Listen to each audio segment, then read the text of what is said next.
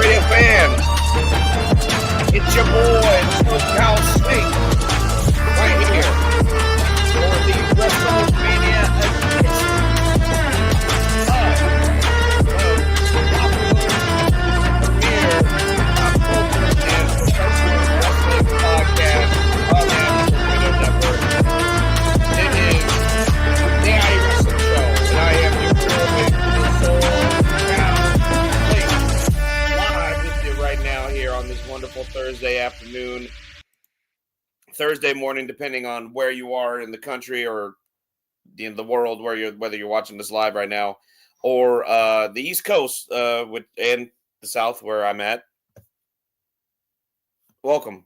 How y'all doing, man? It is the SoCal Saint live right here. My co-host T5 is running a little behind, but hopefully he'll join us here shortly. So we can get into some graps together, talking about the big week. It is the Super Bowl of professional wrestling. It is WrestleMania week. We saw the Raw before Mania tonight. They got some stuff going down in Vegas. WWE is live in Vegas already. A lot of independent wrestling platforms are in Vegas right now. TNA Wrestling is in Vegas right now. They have an event that's going on tonight. We'll talk about that here in a little bit as well. Also, tomorrow, you got the SmackDown, the go-home show before WrestleMania Night 1, and NXT Stand and Deliver, which take place on the same day. You can wake up and have wrestling right ready for you on Peacock with NXT Stand and Deliver Las Vegas. Tomorrow night, you can go to bed watching the Hall of Fame ceremony. That'll see the induction of course, many, many great superstars of yesteryear. Lex Luger, Michelle McCool, the Natural Disasters, and, of course, the Game, Triple H. And, of course, we got WrestleMania's Night 1 and 2, WrestleMania Saturday, and WrestleMania Sunday to talk about. We got a lot to talk about. We want to talk about the pop culture side of things on the Saintly Savage Pop Culture Minute. We're going to talk about this week's final episode of Daredevil Born Again Season 1. I hope you guys all saw that. I'll put out a spoiler alert if you haven't seen it yet, so I don't spoil it for you. I don't want to be that guy because I hate when things are spoiled for me. I don't want to do the same for you. But before we get into it, let's give a shout out to our official sponsors right here on IE Sports Radio, starting with the sponsor that we yet to have a drop for. I know we're working hard to get one, but if you are a gym freak, you love working out, you love getting your time in the gym, and you need that extra boost, you need some pre-workout, you need some creatine, you need some of that some electrolytes to help you fuel your workouts, go to GetRawNutrition.com, GetRawNutrition.com. for raw nutrition supplements. They have a great array of merchandise and products you can choose from. Use the promo code IESR for 10% off on your entire purchase at the end of checkout. And do yourself a favor, check it out. Go to GetRawNutrition.com and use that promo code IESR for 10% off on all of your purchases. And real quick, I just want to give a shout out. Of course, this is the month of April. It's almost over, but it is Autism Awareness Month. Support Autism Awareness Month and help out IE Sports Radio, help out the IE Wrestling Show, bring awareness for autism to you guys, to the fans, and to others who may not, really understand autism spectrum disorder. And it's vast, because it is a spectrum and it's very, very large. I myself is a father to an autistic child. I've said that many times here on the show, and I was able to get a brand ambassadorship for MyDailyBloom.com. Go to MyDailyBloom.com and show your support for autism awareness by checking out MyDailyBloom.com. It is a website full of merchandise and products and information, educational information for those that are affected or have someone in their family or raising an autistic child, if they are on the spectrum themselves, you want to show your support, go to mydailybloom.com /pages/my-shop. I think those numbers change every time. I can't really remember them.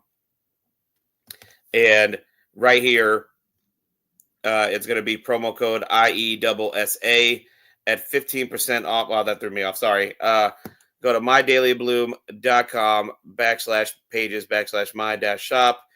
Use the promo code IEWSA. That stands for IE Wrestling Show for Autism at checkout and get 15% off your entire purchase there. They have awesome mugs. They have T-shirts.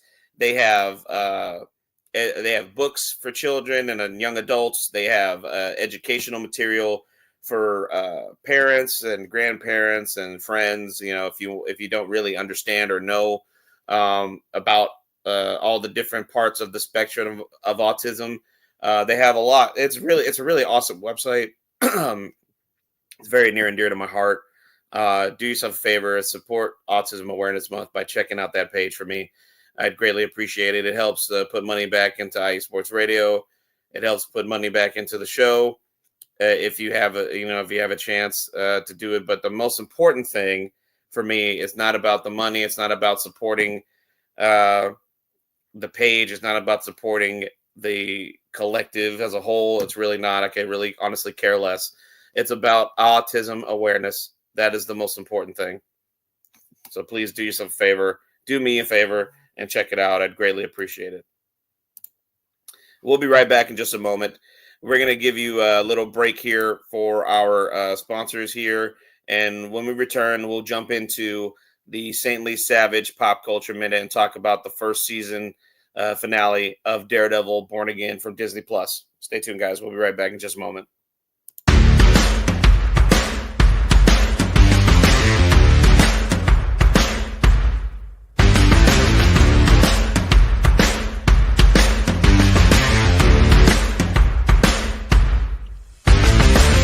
IE Sports Radio fans, this show is brought to you by Planet Jerky Premium Brisket Beef Jerky. Planet Jerky is the official jerky of the 2022 California League champion Lake Elsinore Storm, Single A affiliate of the San Diego Padres. This all brisket jerky has gluten-free options, contains no MSG, no sodium nitrate, is low in sugar, and high in protein. Go to their website at planetjerky.net and follow them on Instagram at Planet Jerky. Planet Jerky, the jerky that's on a whole other planet.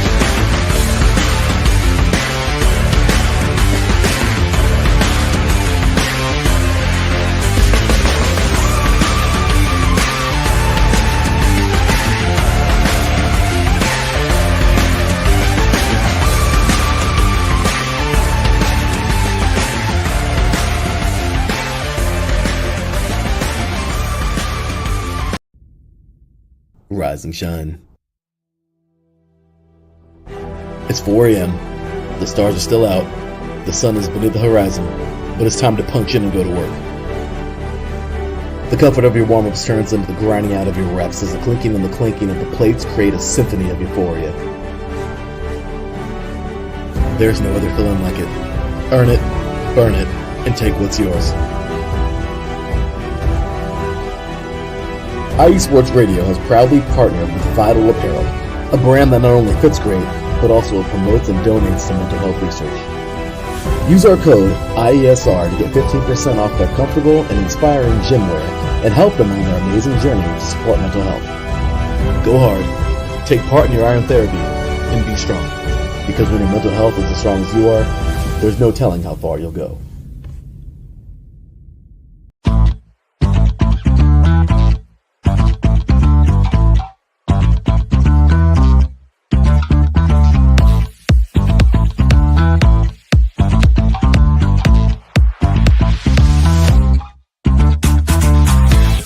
Hey there, IE Sports Radio fans. Be sure to check out our sponsor, Seal the Deal Wax Seals by Cecilia B. You just finished your very own wedding or baby shower invitations and you're looking for that extra special touch? Maybe you just wrote a letter to a relative or a friend and you want to add to their smile when they receive it. Then seal the deal with Cecilia's handmade sealing wax stamps for your invitations, letters, and gifts. You bring the deal, we'll bring the seal. You can find them on Instagram at sealthedeal_wax stamps, and on Facebook, Seal the Deal Wax Seals.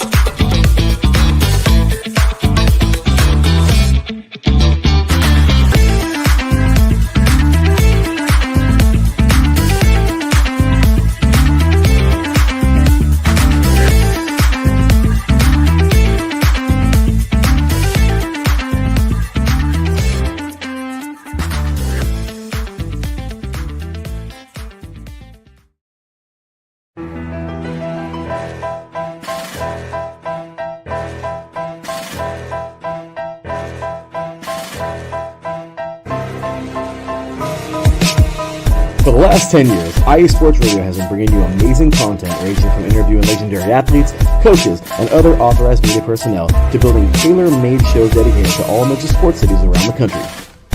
Make sure to follow us at IE Sports Radio on X, Instagram, Facebook, TikTok, and YouTube to keep up with the latest in sports and with all of our shows. Also, make sure to check out our daily updated website at iesportsradio.com. At iesportsradio.com, you can see our daily show schedule and check out all of our show pages with personal bios to learn a little bit more about each of our awesome hosts.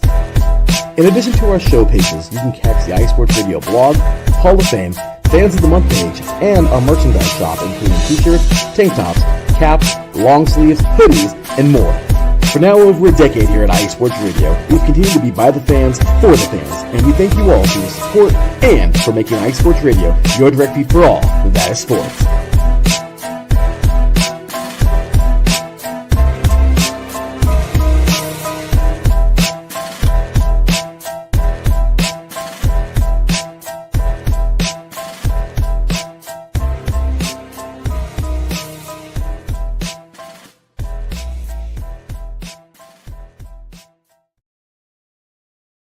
Yo, we are back live with the IE Wrestling Show. Thanks for that, y'all.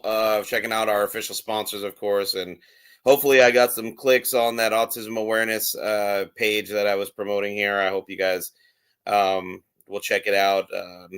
Unfortunately, I am unable to, we can't press on it, further for the rest of the show. But, if you have any questions about it, if you want to ask me any questions, anything at all about Autism Awareness Month, just follow my pages, because there's multiple ways to get in touch with your boy, the SoCal Saint. Go to the official pages, follow IE Wrestling Show at X, TikTok, and a Blue Sky. Please do that favor for me. We are on all those social media platforms. At IE Wrestling Show is the handle on all three of those, X, TikTok, and Blue Sky. And please, if you like what we do here on IE Wrestling Show, go to Spreaker.com, the official podcast page for IE Sports Radio, and check out our supporters club for each and every show that we have on the platform.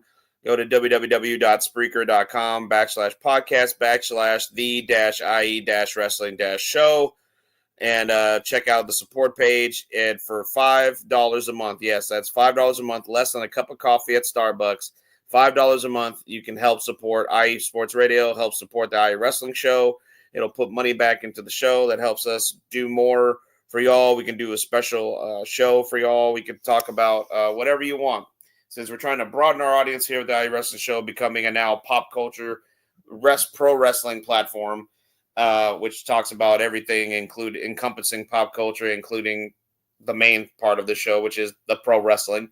We can do a show dedicated to the Marvel Studios or your favorite animes or, something like that. We can, whatever you'd like, if you're supporting us, we'll do something for y'all, because it's for the fans. You guys are helping us. We want to help y'all, entertain y'all. So please do yourself a favor and check out that link that's scrolling down below. Okay. I'd greatly appreciate that. Let's get into some wrestling news while I'm trying to wait for my brother, T5 to join the show. Let me get my notes here. I'm getting them pulled up here. So got a little bit of wrestling news to talk about this week. Big news that came out of yesterday on the internet had a lot of wrestling fans scratching their heads in disbelief, I guess. So it was announced that two prominent members of the New Japan Pro Wrestling roster will now be free agents in a very, very short amount of time within the next 2 weeks. which is crazy. Members of Los Ingobernables de Japón are now set to leave the New Japan Pro Wrestling roster. Bushi and former IWGP Heavyweight Champion of the World, Tetsuya Naito. Tetsuya Naito and NJPW have mutually agreed that Naito's contract will not be renewed. He will make all of his scheduled appearances ending on May 4th. Bushi and New Japan Pro Wrestling have come to a very similar departure, only this one is different. He has requested his release. His contract, I think, still had some time on it, but he asked to be released from his contract, and they obliged. And then he will also make all of his scheduled appearances up until May 4th. So May 4th will be the last time Naito and Bushi will be on the New Japan Pro Wrestling roster. What does this mean? Who knows? Will we see these guys try to make a play for the United States pro wrestling scene? Will WWE, AEW, or TNA put their feelers out for any of these guys to potentially come into their companies? I don't know. I mean, I know WWE is always looking for new talent. I know AEW loves to, gobble up guys and gals from the Japanese wrestling scene. So who knows? Or are they already having some interest from some other Japanese professional wrestling companies out there, like Pro Wrestling Noah and All Japan Pro Wrestling? That's still a thing. So who knows? But the future is it's wow. New Japan Pro Wrestling is they're having a rough go at it lately. I mean, you saw a lot of their roster got gobbled up when AEW was formed, for sure. They lost in one fell swoop. They lost, Kenny Omega, the Young Bucks, Hangman Page, and Cody. And then they progressively started losing more and more guys. Will Ospreay's now in AEW. You got Jay White is now in AEW. You have Kazuchika Okada is now in AEW. Shibata is technically a part of AEW, but on the Ring of Honor side of things, I guess. And then even before that, WWE took AJ Styles, Finn Balor, Shinsuke Nakamura, the Good Brothers. So it's been crazy for New Japan. It's been a rough go at things.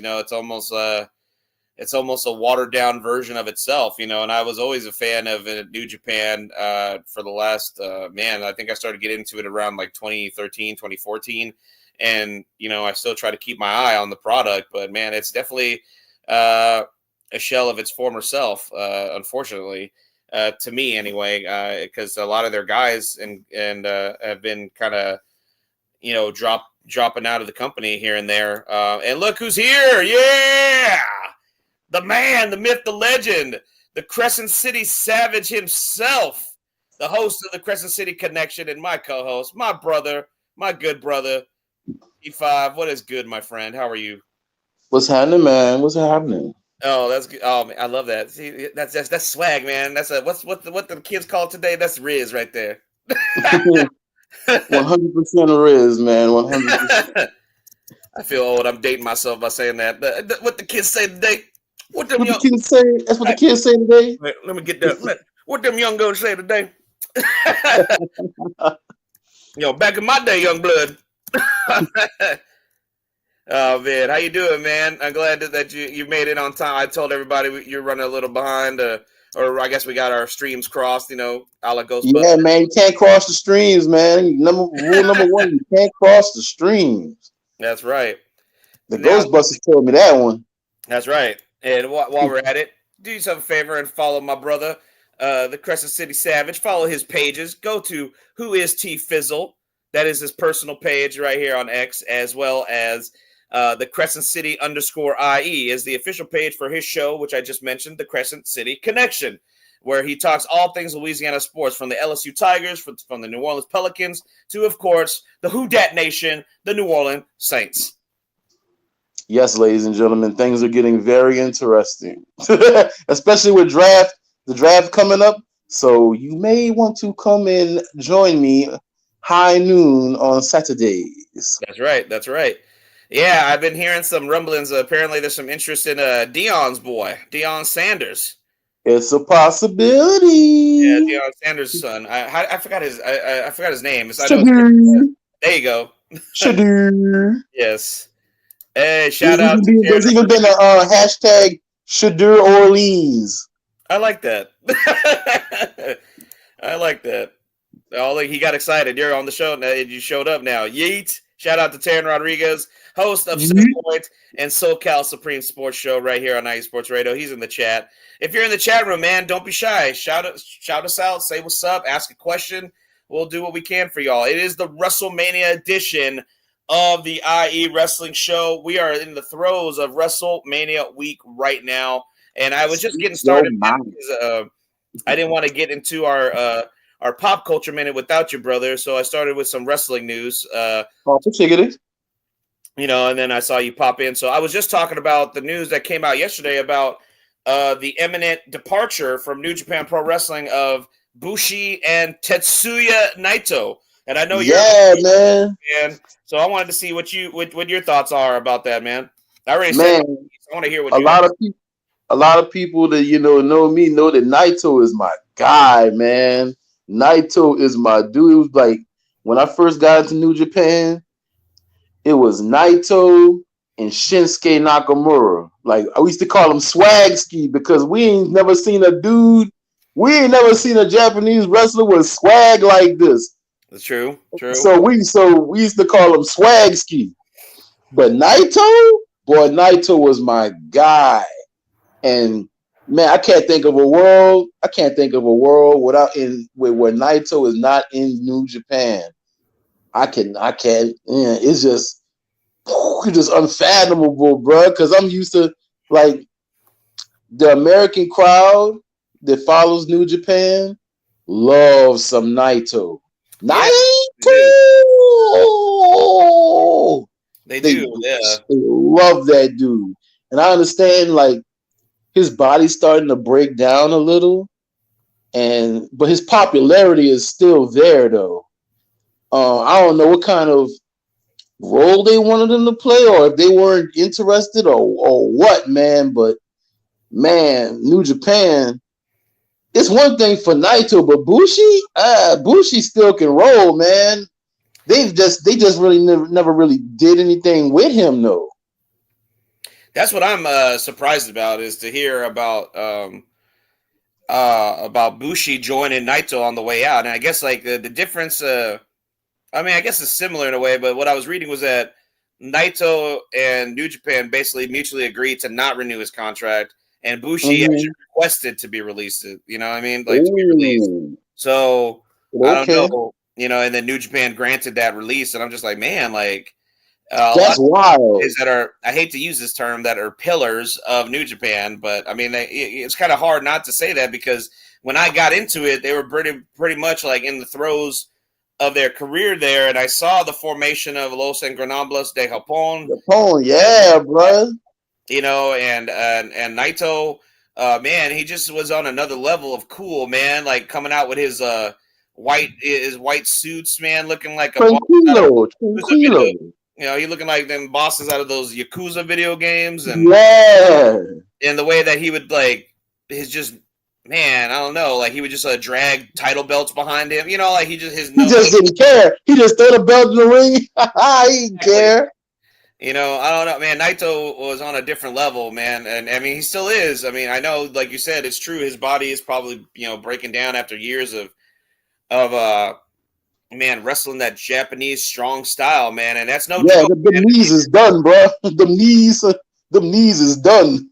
Japanese pro wrestling is no joke, man. If you've seen any type of Japanese wrestling from the early, from the mid to late '80s, early '90s into now, they pull no punches, so to speak. I mean, they have a style all their own from American wrestling. You can tell the difference from Tanahashi at least maybe like 4 or 5 years ago to Tanahashi now. You could there's a huge Oh, difference. for sure, for sure. You know, I mean, man, and uh, I look at it like this. Like, I mean, I was saying, like, who knows, like, where they'll end up? Like, are they gonna go to another popular Japanese promotion, like All Japan or Pro Wrestling Noah? I know Pro Wrestling Noah has been doing some good business lately. Hmm. You know, and then they have some sort of agreement or partnership or whatever you want to call it with WWE. You know, they had some of WWE's guys go down there, and they currently have one of their guys tag teaming with Josh Briggs down in NXT right now. I don't know Yeah, if they have any interest in coming to America, you know, to either TNA, New Japan, excuse me, TNA, AEW, or WWE. You know, I don't know if they've shown any interest in either one of them. Uh, I mean, it's yeah. From what I heard, they haven't really shown any interest in either one of them. So I mean, so who knows? I mean, like I feel like this would be the time if there was any interest. I feel like Naito, especially for Naito, I think this would be his money contract time. You know what I mean? Let's get you applied your trade, you did the work. You know what I mean? So now this time for your money deal. You know what I mean? I don't even think it'd be like a money thing because like both companies will bring him in to like to wrestle to do some sort of wrestling and Right. I'm not and, saying. and like AEW at least got the chance to see him at Forbidden Door, so they already seen this dude. You know that he is not there no more. And when it comes to work rate, he is not there no more. So it would I don't know. In WWE, like they would definitely try to bring him in. Like NXT would not be it. No. Which you would call a main roster. If they brought him in as like a manager for like some Japanese wrestlers or something, that'd be one thing. But like as far as wrestling goes, I don't know. Maybe the WWE style may be, I don't know. Maybe it'd be a lot better for him because he wouldn't have to do so many high spots and whatnot. That's what I was gonna say. I mean, like maybe the WWE style would be better suited for him in this point in his career because that he would you could definitely tell he wouldn't be required, or I guess it wouldn't be asked of him or expected of him Mm-hmm. to wrestle so hard. You know, it wouldn't be so hard on his body anymore. I mean, so to speak, he wouldn't have Mm-hmm. to have the type of style matches he was having in New Japan further, in the company. You know what I mean? Mm-hmm. At least that's what I think, because I feel like a lot of people say that about Shinsuke now. You know that he's a watered down version of himself, and maybe that's so. I mean, that's an opinion to have, I guess. I like Shinsuke. I mean, I've never not liked Shinsuke. I liked all versions of Shinsuke, Japan Shinsuke to here, but I mean, maybe he's just wrestling a safer style because he did so many years down in New Japan, and of course he had a little stint in MMA down there as well in Japan. So, it's not required of I him don't to think it's so much. I don't think it's so much the wrestling style.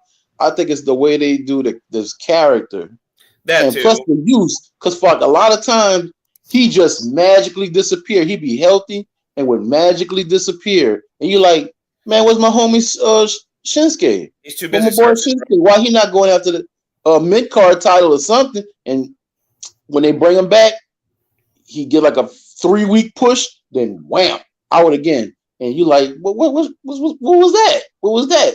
And he wasn't as hot as he was when he first came in. And that's not so much like his wrestling, it's more like the character. True, true. I'll agree with that. That's a fair assessment. Um, Man, I guess we'll see. May 4th is the date that Bushi and Naito end their time with New Japan Pro Wrestling. So I guess we'll keep an eye on the situation. Whenever we find out something about the future of their careers, you'll hear it right here on the IE Wrestling Show, guys. Word. Some more New Japan news. I don't know how you want to take it, especially the source of where it's coming from, because you know how I feel about them, but I felt it was too big to ignore. I hate to give them any sort of praise, but I say take this with a very, very large grain of salt. From Fightful, this is according to sources. WWE and New Japan Pro Wrestling have reportedly opened talks for a potential special attraction dream match between the Ace, Hiroshi Tanahashi, and John Cena. While still in the early stages, both sides are said to be very interested in making this match happen. If this is true, this is a big deal for New Japan. A very big deal. It's a big deal for us wrestling fans because you got two guys that are in the throes of their retirement tour. They're literally going to be like days away from retiring from each other. Cena's retiring at the end of December, and Tanahashi is going to be retiring at Wrestle Kingdom in January. I believe so. And Wrestle Kingdom is always like that very first. It's like literally after like New Year's. It's very soon. It's like the first couple days of the new year every year. So this is big. This is very, very big. Like I said, I'm not trying to hold my breath. I'm not trying to get my hopes up, but if this is in fact true, holy shit, man. Like, holy shit, what a big deal this is for the wrestling world.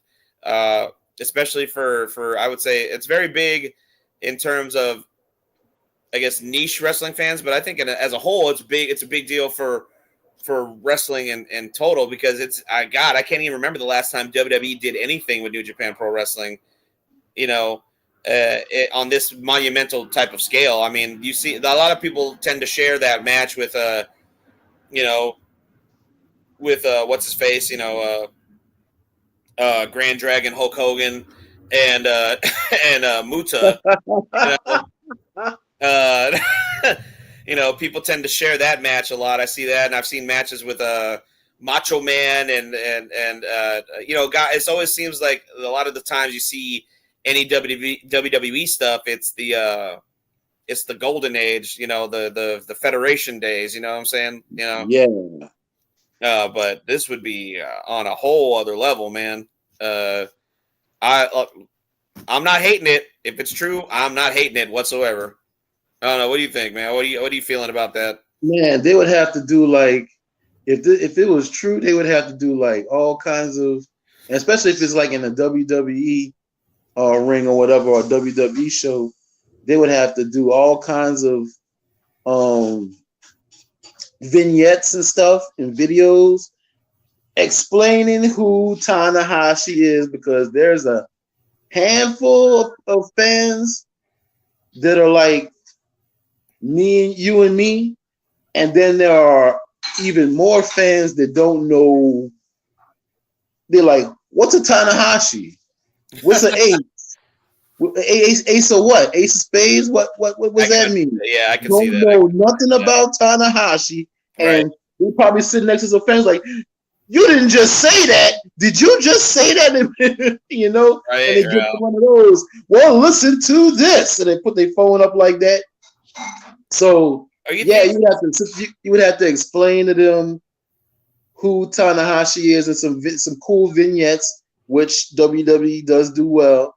So you would have to do that for him. Give him like the red carpet, like make it a big deal, especially if he's rocking with John Cena. So man, that would be crazy to see Tana.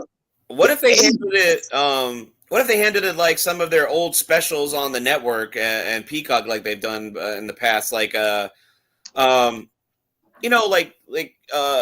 WWE did that live event, basically it was a house show that they filmed for Japan. Remember that when Finn Balor beat for the NXT title there, or like the Shield's final ride or whatever, where they had the Shield's final match together, which was a house show that they filmed a little special beforehand where they interviewed the guys, and then it showed the match that they had and that at that house show, their final time together before Dean Ambrose turned into John Neil Moxley. And what if they did that mug at like main event or something, and it's like a big like MSG or something wild like that. Yeah, something like that. That's what I'm saying. Like, what if they took it as that? What if it's not something that they promote on television, so to speak? But what if they, market it as a can't miss, once in a lifetime special that you can only see here? What if it's like a simulcast thing with New Japan World and Peacock? That would be insane. I think that would bring a lot of attention and maybe some more subscribers to Peacock. In terms of wrestling fans, anyway, to see something like that, Yeah, man, that'd be wild. That would be the ticket right there. Yeah, I mean, who knows? Like I said, take it with a giant grain of salt, fans. Don't hold your breath, but that would be completely insane if something like that were to happen. Let's see here. Not too much more wrestling news here. Oh, okay. So anybody collecting? Does anybody out there collect trading cards? Topps has been getting a lot of steam rolling with Topps lately, especially the WWE cards. I'm trying to get back into it myself. I don't know. T5, you collect any trading cards? Man, it's been years. Yeah, it's been decades. I used to have my little binder. Yeah, I used to have a binder for football, one for basketball, one for baseball, one for comic book cards, and a little bitty one for wrestling, bro. I had it a whole shebang. Same person, man. I had all the same binders, dude. I still have them. They're in storage at my dad's house. Those suckers are in my closet, dude. I'm sure they're still in my closet. I even still have my Pokemon cards from back in the day in there. Oh snap! Yep. But this is cool. So Topps just announced 2 days ago, for WrestleMania 41, all superstars will be wearing a WrestleMania patch on their gear. After the event, each patch will be placed into a 1 inch by 1 inch trading card. These 1 by 1 cards will then be inserted into random packs of an upcoming trading card set for lucky fans to find. See, I got a golden ticket. That's cool. That could be worth something, man. Rain-worn patch. That's cool that WWE is doing that, because you see every big event, or big finals or championship, like the Super Bowl, the NBA championship finals, they always get special uniforms worn that have a patch for the event. Like they all have like that Super Bowl number, or it says like the NBA championship, and you see the the trophy on there. Same with baseball, the World Series. I think they get special jerseys that they wear. So that's cool that they're doing that with wrestling now, with WrestleMania. So they'll have a WrestleMania patch on their gear. I like that. That's actually pretty cool. Man, I like how, not to understate it, but I like how, like the main three wrestling companies, WWE, AEW, and TNA, are all getting back into the wrestling card, collector's card. Guys, man, like what you would call them, AEW, I think is with Upper Deck.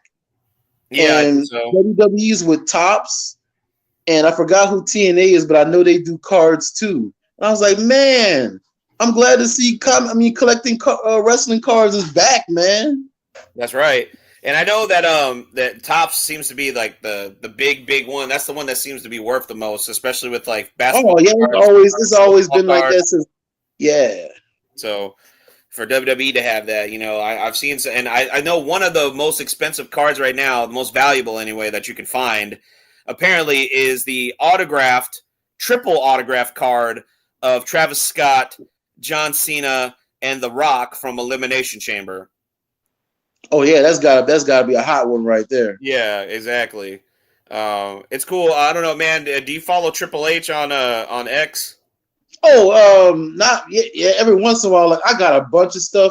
Man, my X situation right now is kind of weird. Yeah, well, he every week lately he's been doing this little thing with Sam Roberts, and they open packs of Topps cards, and Triple H is, I guess, starting to collect cards himself, and he looks like, dude, it makes me feel so freaking old seeing Triple H's old ass now. He's wearing these little glasses. Wearing the glasses. Oh. Carefully looking at him like, let me see here. You know, like, like I think that's a good card. Yeah, we'll keep that one. Yeah, it's kind of weird, man, because you remember when Triple H had the long blonde hair. Yeah. And him and Shawn were rocking, and he was jacked to the gills and shit. Jacked to the gills. They were so young and spry and spitting water in the air. And now he's over here with the old man glasses. Him and Shawn. Yeah. Like, bro, I'm like, where are we, man? And he's still, dude, even though he's definitely lost a little bit of muscle mass over the years, since he had those health issues a few years back that, kind of took him into retirement. He still looks massive as fuck, man. These little tiny packs of cards in his massive hands. He's open. Like, it's crazy. But bro, you can see him with the tight suits on and stuff, and he's still walking buff as hell. Yeah, man. So Triple H is getting into the card trading game too now. Or trading card game. So man, I don't know. The game's in the trading card game. That's right. This is a controversial list. I know some people were kind of up in arms about this, so I wanted to get your opinion on it. WWE earlier this week came out with a top 10 list of the greatest WrestleMania title changes. Of course they did. So starting from 10, at number 10, at WrestleMania 4, the Macho Man Randy Savage wins the WWE Championship Tournament by defeating Ted DiBiase in the finals. At number 10. I think that's a good one. That's fair. Mm-hmm.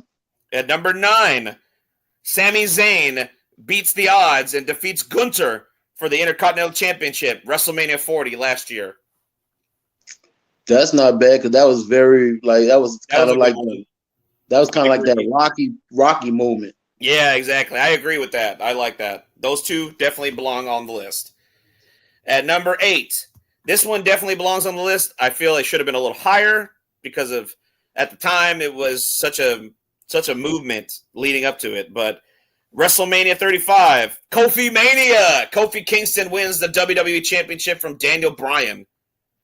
Boy, the emotions in that one, bro. That's a good pick. That's a good pick because they had grown dudes with tears in their eyes, bro. That's how everybody that unified everybody, black, white, and indifferent. Yeah, but especially in the community for the culture. Yeah, bro, you had grown dudes sitting there hugging each other, like, bro, like you wouldn't see two black dudes hug for nothing, and they was in there hugging and crying and stuff, bro. Yeah.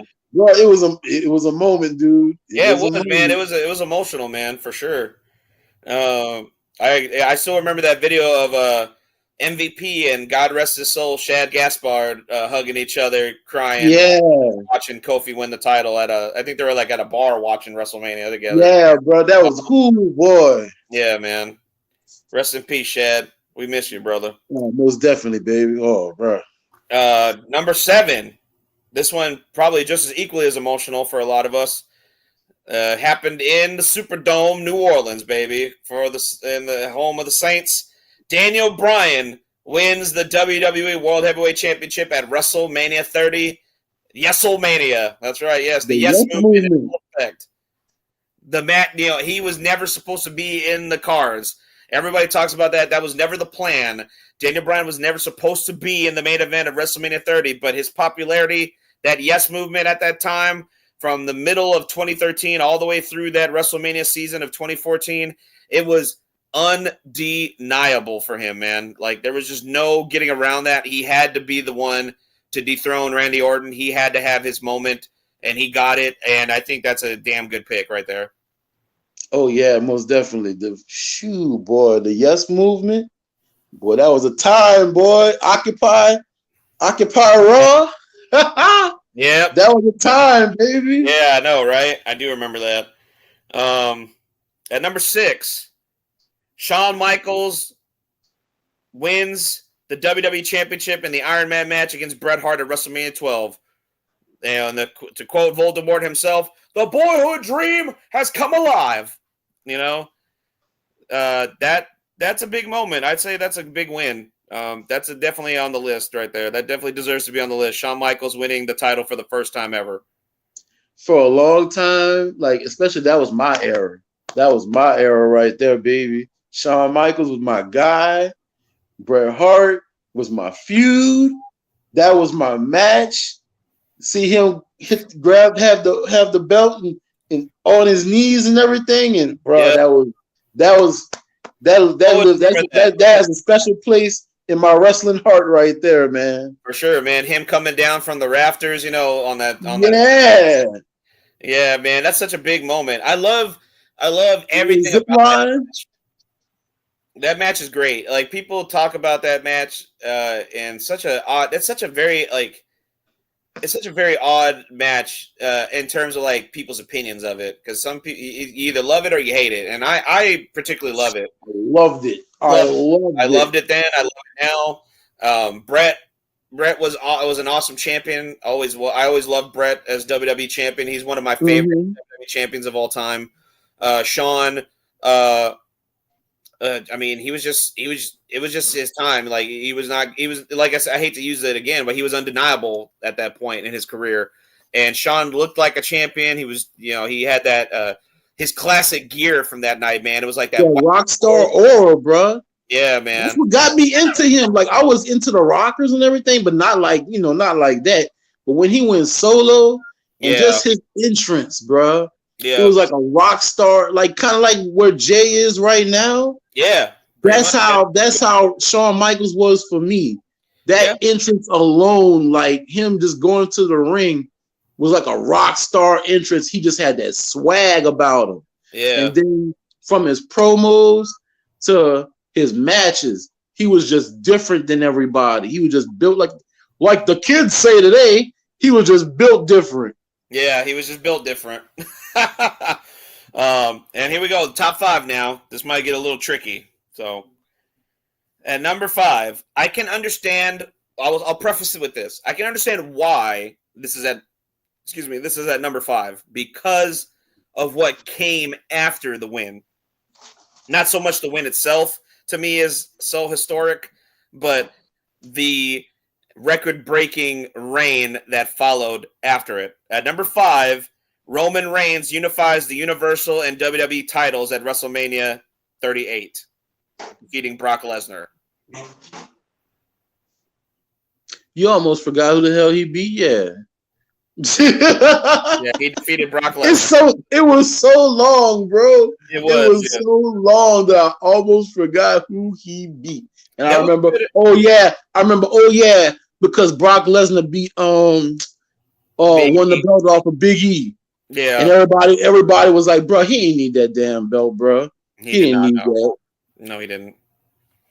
But I mean, I feel like I do forget that a lot, because WrestleMania 38, to me, every time I think about that, I think about Sami Zayn's very entertaining match with Johnny Knoxville. The Jackass match. Yes, the Jackass match. I think about Cody Rhodes' return to the WWE from AEW, from the Indies, from the prodigal son has returned. That moment, I remember Stone Cold Steve Austin's final match against Kevin Owens. Like those are the things that stand out from 38.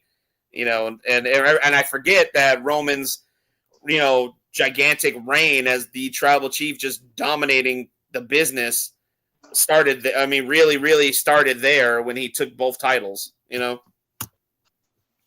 So, like I said, I feel like it's warranted being at number 5 because of what followed, not so much the title change itself. I don't know. You agree or disagree on that? Yeah, because it was kind of like it was the catalyst for the whole bloodline / tribal chief era. Yeah, because things started really kicking off with the bloodline after that. Sammy got thrown into it shortly after that, and then Solo showed up. Later on that. It's like a lot of things led to that. Mm-hmm. A lot of things grew out of that. At number 4. I don't know how you'll feel about this. Maybe because it was the first time that the women had the chance to main event of WrestleMania. WrestleMania 35, Becky Lynch wins the Raw and SmackDown women's titles in the triple threat match, including Ronda Rousey and Charlotte Flair. That's cool because that was the build for that match was kind of clunky, but then like it really picked up steam when they had the whole pull apart with the police and everybody. That was wild because you never seen the women get buck wild like that. You was like, man, you seen them get pulled apart and everything by security, but you ain't never seen 5-0 get pulled in. You ain't never see them had to get handcuffed and put in the back of a squad car. Yeah. All of that, like they did the most with that one. I was like, wow, that's true. That's true. Y'all never gonna be able to top this. I'm sorry, y'all not gonna be able to top this one. Right? Yeah. I mean, all things aside, like I mean, it was clunky because I felt like Charlotte. There was no need for Charlotte to be in this match whatsoever. It should have just been Ronda and Becky. It did need Charlotte to be involved in any part of this match whatsoever, but. I agree with you, and I'm a Charlotte fan.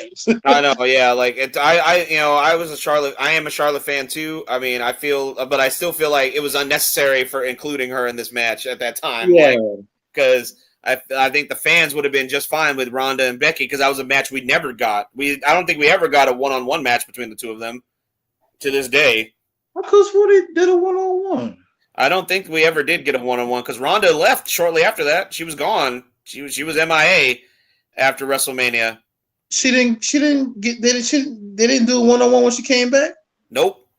Wow. They never did do a one-on-one because Becky was supposed to wrestle her at Survivor Series, remember? And then she got that concussion from Nia, where her nose got broken. You know that famous picture where she's bleeding. Yeah. So that Charlotte ended up taking Becky's place in that match at Survivor Series, and they never did do a one-on-one. She surely did. Yep. Number 3, I think this one definitely belongs at number 3. Stone Cold Steve Austin defeats Shawn Michaels at WrestleMania 14 for the WWE Championship. Bro. This was definitely the coronation of the Attitude Era right here. This was my first WrestleMania that I ever watched in its entirety as a little kid, man. Because I had just really gotten into wrestling the year before in 1997 when I discovered WO and all that, and then I started watching the WWF, and I started hitting the video stores, bro, and I used to rent tapes on a weekend basis, man. I used to drag my dad and my mom to take me to the damn video store because they had a huge library of old wrestling tapes, man, and I would just sit there and just soak it up like a sponge, man. I just – people don't realize this. My family God love my family because they have been putting up with me in wrestling for way longer than I think they ever expected. I think in their minds it was going to be a phase, like I would like it for a little bit and grow out of it. I never grew out of it. Obviously, I'm sitting right here with T5 talking about WrestleMania. And like I never grew out of it. I am 38 years old. I have never grown out of it. I got into wrestling when I was 10 years old, and I have never gotten out of it. Never. 28 years strong. I'm still watching professional wrestling, and my family's just like, oh God, at least he's not on crack. Man, it could be worse. It could be on crack. It could be worse. It could be way worse. Yeah, bro. Like, see, man, I lucked out because, like, my big mama was the one into wrestling, and you don't go against her. That's like trying to go against Al Capone. Right. You don't go against Big Mom. Yeah, there you go. You sit there and watch her wrestling, and everybody had to stick with it. And when she moved in with us and everything. Yeah. Hey, I was into it. I had already got into it from when we used to go visit her in Arkansas when I was like 4-5 years old. So I was already into it. So by that time in the Attitude Era, she moved in with us. I used to have to wait for the results of the pay-per-view, like on Monday Night Raw, and find out who won and stuff like that. Nope. Big Mama moved in. I said, oh, the pay-per-view tonight, Big Mama. She go in there and talk to my mama, and next thing you know, hey, everybody, we get the pay-per-view down here. Nice, man. And straight up, that was the one right there. Shawn Michaels Stone Cold, about to say Mr. T, Mike Tyson, bruh, out of bounds, 10 out of 10, bruh. Cause like man, like I said, Shawn Michaels was my dude. Then when they formed DX, then put him over the top. I was like, bro, you was already 1A. What you trying to do, bro? What you trying to do? You trying to mess me up, bro? I was already over the top. DX, and then you thinking, oh man, Mike Tyson about to join DX. Mike Tyson about to join DX. And he turned. Oh, snap. That was live, bro. That was live.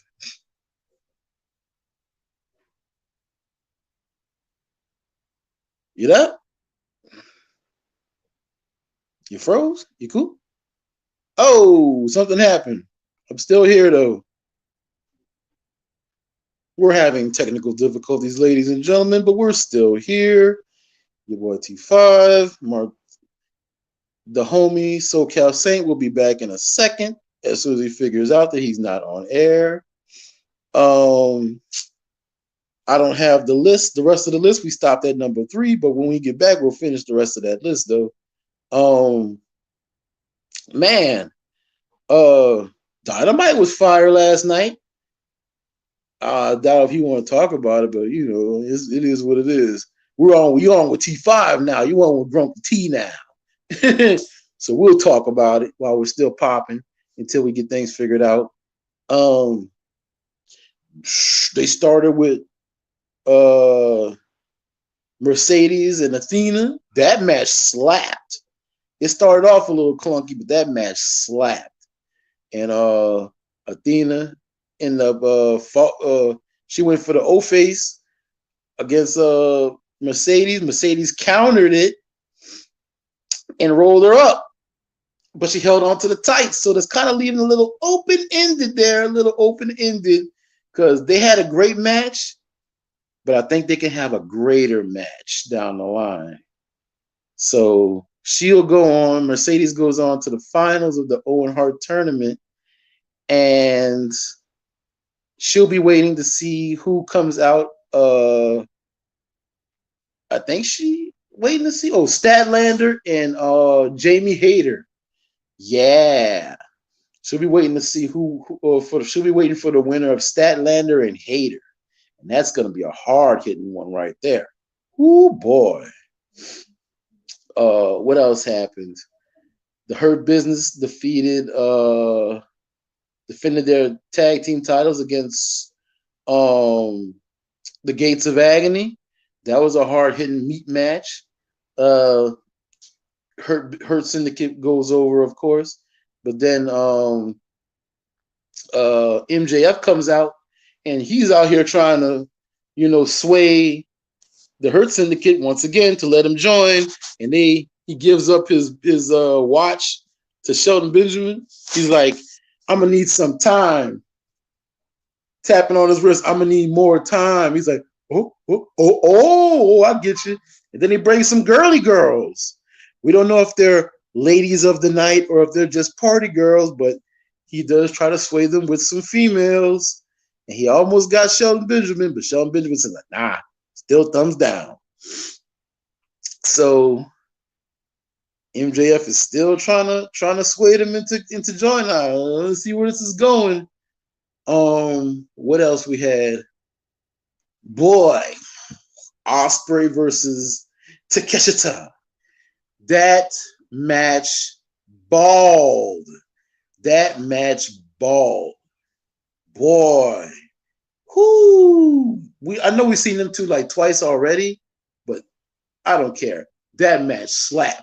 When Ospreay hit the hidden blade, and you can notice he was trying to take the hidden blade to the back of to the chest. Yo, I'm back. Hey, sorry. hey. Sorry, guys. Sorry about that. Out of nowhere, man, the connection just crashed. I look outside my window, and there's this big, dumb, stupid AT&T truck outside. No notification whatsoever. So I do apologize, y'all. We are back live on the air. At least I am, anyway. I guess T5 was still live. Yeah, I was regaling them with what happened on Dynamite. That's the only thing I can think of, and because I didn't know we stopped at number 3. Could we Yes, stop we at number did. 3? But I didn't have the list in front of me, so I couldn't. My bad, man. keep I going. apologize. I'm back on the air That's now. I'm cool. sorry. I'm glad you didn't lose connection, so the show was still going on.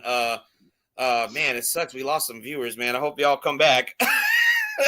Anyway, I'm back now. Sorry, y'all. Sorry for that inconvenience. Stupid. Oh, god damn, stupid ass. They're like, oh man, we're stuck with him again.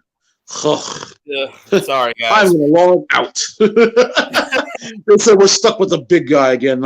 I'm gonna log out. Don't say that. Let's see. So number 2 now. Number 2.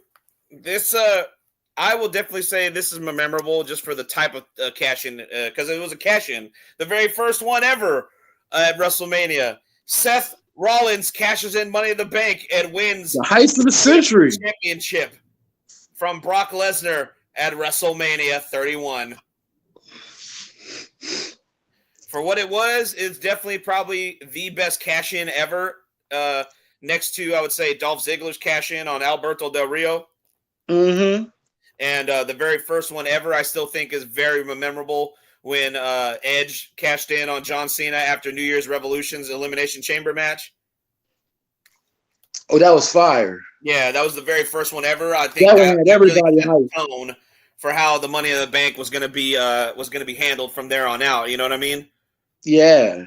So but man, Rollins took it to another level by cashing in at WrestleMania. So that was the first of its kind, with that. No other Money in the Bank holder ever did that until Seth did it. And then, the heist of the century. Yes. And then let's see, who did that? Oh, yes. Damian Priest replicated that success last year's WrestleMania. So now we have 2 WrestleMania cash-ins now with Damian Priest now when he cashed in for the World Heavyweight Championship at last year's WrestleMania. And at number 1, I don't know how y'all are going to feel about this because people seem to be hot or cold on this guy for some reason, even though he's literally the biggest star in the company.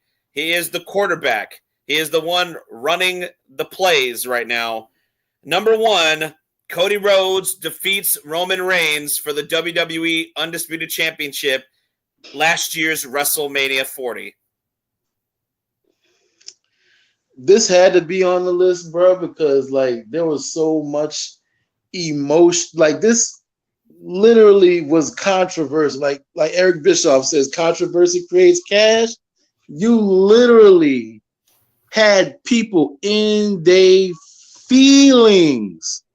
The year before, when Cody lost to Roman, and folks was like, bro, if Cody don't win this second one, I'm out. I'm done. True. I hate this Cody. I hate y'all. And when The Rock intervened, everybody was like, whoa.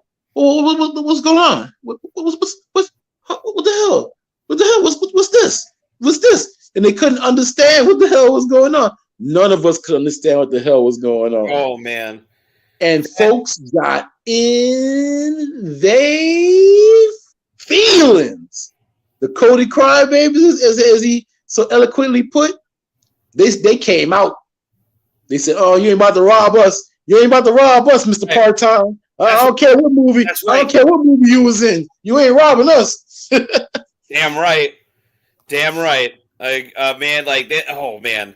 The build up to last year's WrestleMania is so memorable for so many reasons. And then you had the night 1 main event, which led into the title match.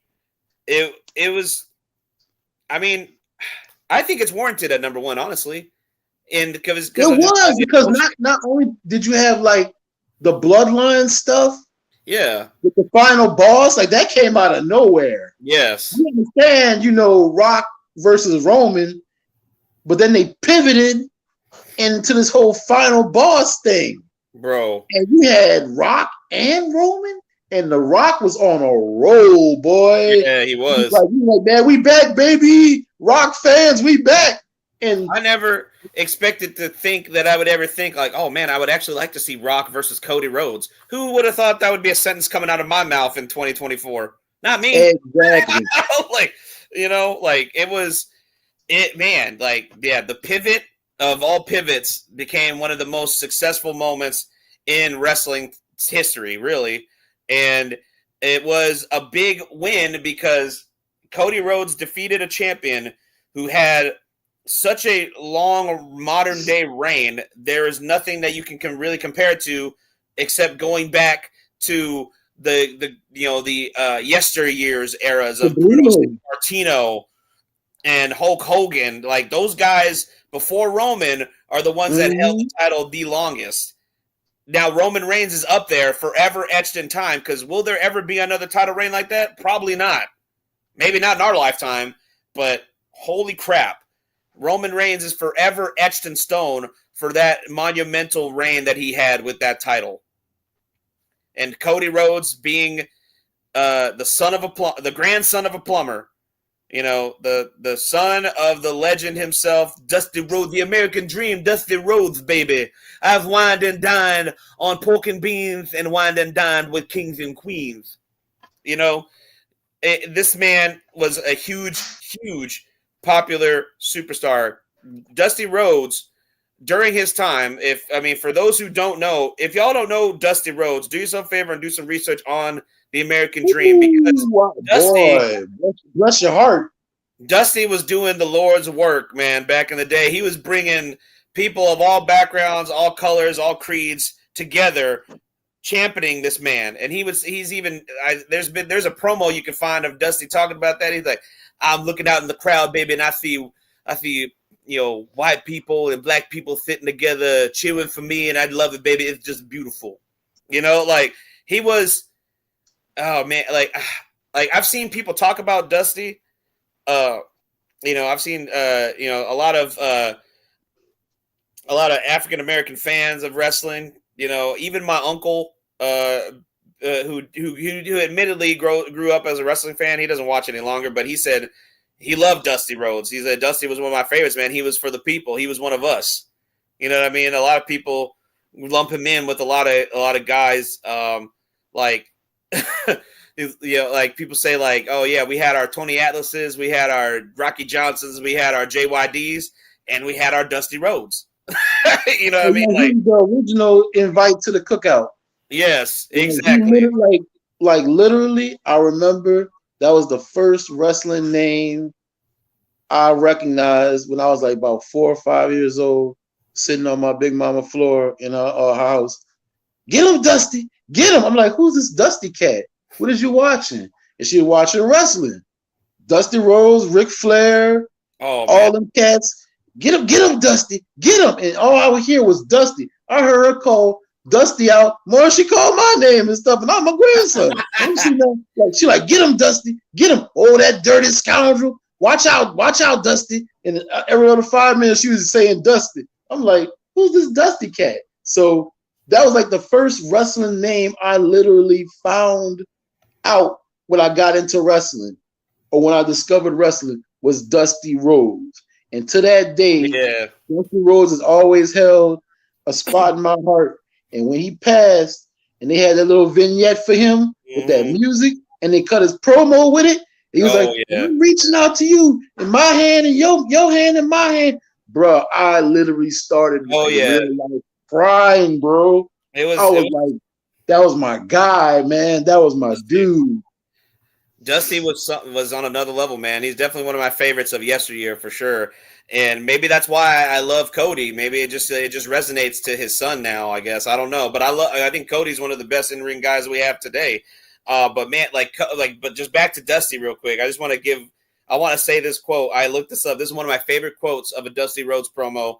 And I was going to say, because Dusty Rhodes was definitely not your conventional wrestling superstar, because he didn't look like a lot of guys. And he even knew that. And he said this in one of his promos. And he said, and I quote, "And I admit I don't look like the athlete of the day is supposed to look. My belly's just a little big.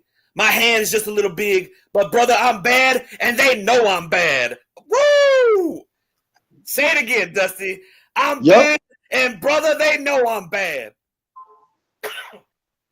Now, that's what I'm talking about. 100%.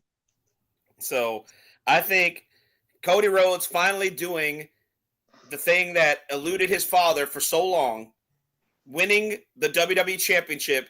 Not only that, but at a WrestleMania, the flagship event of the year for the company that never gave his father the opportunity to become champion, I think says it all right there. He finished the story. He did. That's right. He finished the story. So people could be upset about the list all they want, but I think there's definitely a lot of warranted championship title wins on that list. A couple of them that are missing that I would definitely put on that list. I would say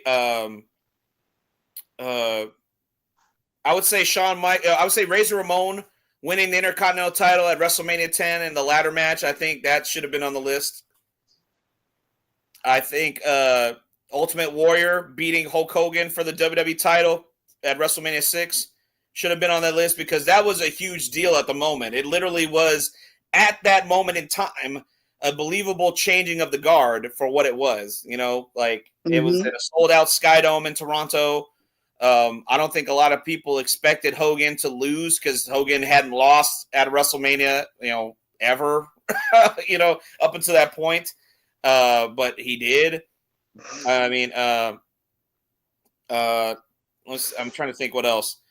Bret Hart beating Yokozuna at WrestleMania 10, I think. Yeah, Yoko. Yeah, because that was definitely Bret was, he was the guy. Vince Yoko was that dude. Yoko was that heel for a while. Yes, Yoko was a problem. That's right. I remember watching Monday Night Raw. Boy, Yoko was a problem for a while. And for little Bret to go up against Yoko. Mm-hmm. For sure. I would say, it sucks. It can't be on the list for reasons that we all are too familiar with, but still one of the best championship victories. It goes without saying, ignoring all the terrible tragedy of it all. Chris Benoit winning the World Heavyweight Championship at WrestleMania 20 against Triple H and Shawn Michaels. It's tainted. It sucks that it's tainted, but damn, if you were there in the moment, like I remember being in the moment watching that at that time, holy shit, was that such a huge deal at that time, man. That was such a big thing. Hey, I ain't messed up to say it. I was a Chris Benoit dude.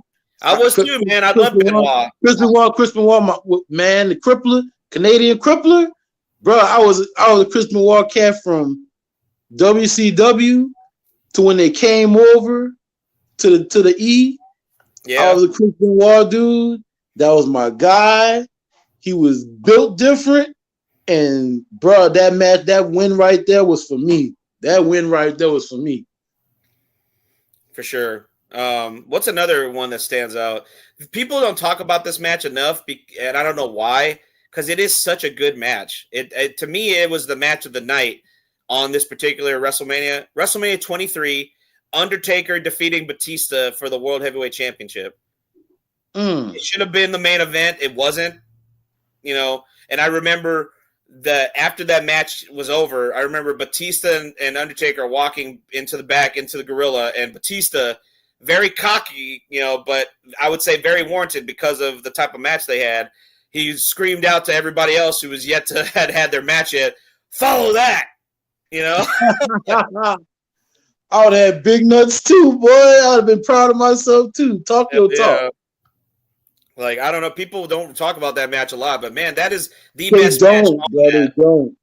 That is the best match on that WrestleMania, because WrestleMania 23 was whatever. It's not anything memorable. That match right there is the match that really stands out. That is the match that stands out. I know this whole WrestleMania was sold on the Battle of the Billionaires, the hair versus hair match, but the Undertaker Batista match was the match that people should watch that pay-per-view for. So I would still agree that the list, I agree with the list as a whole, but there are some that could have been on the list as well. No. Do you got any other title wins? Huh? I just thought of something. When you was doing the news, did you talk about the Jeff Cobb stuff? No, I didn't. I forgot to mention that. Yes, Jeff Cobb is gone from New Japan Pro Wrestling. Thank you for bringing that up. Yeah, so they had to relinquish the the IWGP Tag Team titles? Yeah, they had just put the titles on him, and I forgot the other cat name. He was a new young dude. They just put the titles on them, but they already knew that he was leaving. Yeah, so they had to vacate the titles. And everybody's like, why'd you put the titles on Jeff Cobb if you know he's leaving? Exactly. And, apparently, because it's kind of been like, what's the word? The world's worst secret that he's going to WWE. Yeah, so apparently that's where he said it. Yeah, you're kind of like, why did you put the titles on him if you know he's leaving? Which goes to kind of further question what's going on with New Japan right now. But yeah, the homie Matanza, Matanza Cueto. And the funny thing is, this the hilarity. If you follow Jeff Cobb on social media on the X, he is 100% kayfabing, baby. Kayfabe is back. He said he is going to sue Matanza Cueto for stealing his moveset. Yeah, I did see that. Oh, man, that had me rolling. I was like, I said, yeah, you seen them suits Dario Cueto wearing? They can afford that. They can pay you off some bread, bro. Right? Oh man, I was dying. So I mean, if the rumors are to be believed, that would be a big get for WWE, man. Jeff Cobb is a damn good talent, So yeah, it's weird because he's kind of like on the upper age, that they usually don't go after. Right. But talent wise, hell yeah, he can go. That's go ahead on and put him in. Like if they're not doing that, because that was more of a Voldemort thing. Yeah, I think so. The ageism. Yeah. So like Triple H is more of a can you still go? Yeah. And hell yeah, Jeff Cobb can go. So if you put him in there and you start building your meat division with Big Bronson Reed when he come back, ooh, and Braun Breaker and Jacob Fatu. Oh man.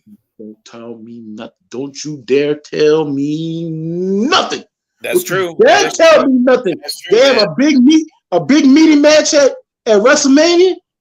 Boy, you better not. Don't you play with me. That's Booker T's sucky ducky quack quack moment. Sucky ducky quack quack. I mean, really. It also. You probably talked about it when I lost connection, but the Walking Weapon he's all elite. Josh Alexander is in AEW now, and when one person hits the roster, apparently another one could be leaving because have you heard the rumors about Mariah May? It's a question mark. Like she hasn't been heard from on TV since the Hollywood ending match, and her contract could be coming to an end in the summer. So it's a possibility. I've heard that she requested her release. I mean, I keep hearing different things. I haven't heard that one. No, I haven't heard. I heard what you just said about her contract coming to an end. Yeah. And the other thing I've heard is that she requested to be released so that she can go to WWE. I heard the contract. I don't know what to believe. I'll believe it when I see it. We'll keep a close eye on that situation as well. So a lot of like I said, I watch her. I follow her vlog too. I don't think she requested her release. No, I don't know where that came from. But I don't know. I think she was under a 2-year contract. I think people are reading into her social media activity a little too much. I think because she posted something that people are interpreting as Tony Khan ghosting her, or she's ghosting Tony Khan for some reason. I don't know. It was some weird poem that she posted that people are like, oh, this means she's ghosting Tony. I'm like, I sure. I'm like, I mean, if that's what you got out of it, okay. But like a lot of people they're amateur sleuths and stuff all of a sudden, and amateur internet sleuths. So yeah. they take even if you tell them take this with a grain of salt, they be like taking the whole thing. They take the top off. So the internet's gonna internet, but yeah, it's something to think about. True. It's a possibility, or it might just be a whatchamacallit ploy, a contract ploy. How Randy Orton used AEW to get more money. To get that bus. He got that bus money, baby. Yes, he did. Randy Orton used AEW to get that bus money. Choo choo. He got the Orton Express. He got the and got that fire contract, and he bought that Orton Express. That could be the play with Mariah May. You That's know, true. Who knows? just using that, she gonna get that Mariah Express. Man, did you real quick before we move on? Did you see Nick Khan was on the Bill Simmons podcast? President. Yeah, that's the talk of the town right there, dude. His what do they call it? I know what the kids today. I would say it's passive aggressive comments, but I know the kids use a different word. Oh yeah, microaggression towards Tony Khan. I thought that shit was hilarious. The quote he said, "Nothing but son was wild, bro. Let me know who the hell you talking about, bro." He said, "Nothing but respect for the father who finances it and owns the Jaguars and all those other things." Talking about AEW, he didn't give any love to Tony Khan whatsoever. Just said, "Shout out to his daddy." Oh my god, that is so funny. And he did it in such a professional way, just real passive, like on a podcast. He didn't have to say names. That was kind of funny. It was funny because you gotta love that hypocrisy. It's like, yeah, we're not gonna pretend like we don't know where how WWE guys start. So it is. Oh, we don't talk about that guy no more. That don't count. We don't talk about him no more. No, we don't. We don't talk about. We don't talk about that guy no more. It don't count. It's keeping it kayfabe, baby. Right. Keeping that kayfabe alive, baby. We back.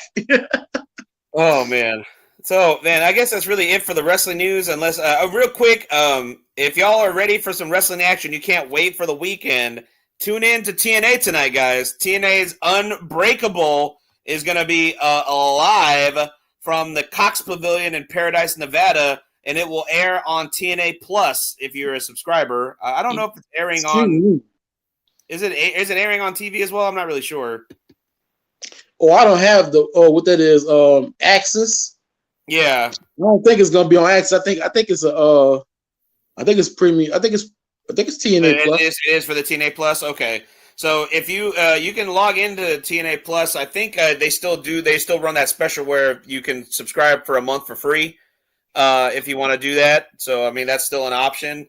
The matches for tonight's event in Vegas are as follows: Barbed Wire Massacre. Mance Warner goes one-on-one with Sami Callihan. Holy shit. That should be a bloody, bloody match right there.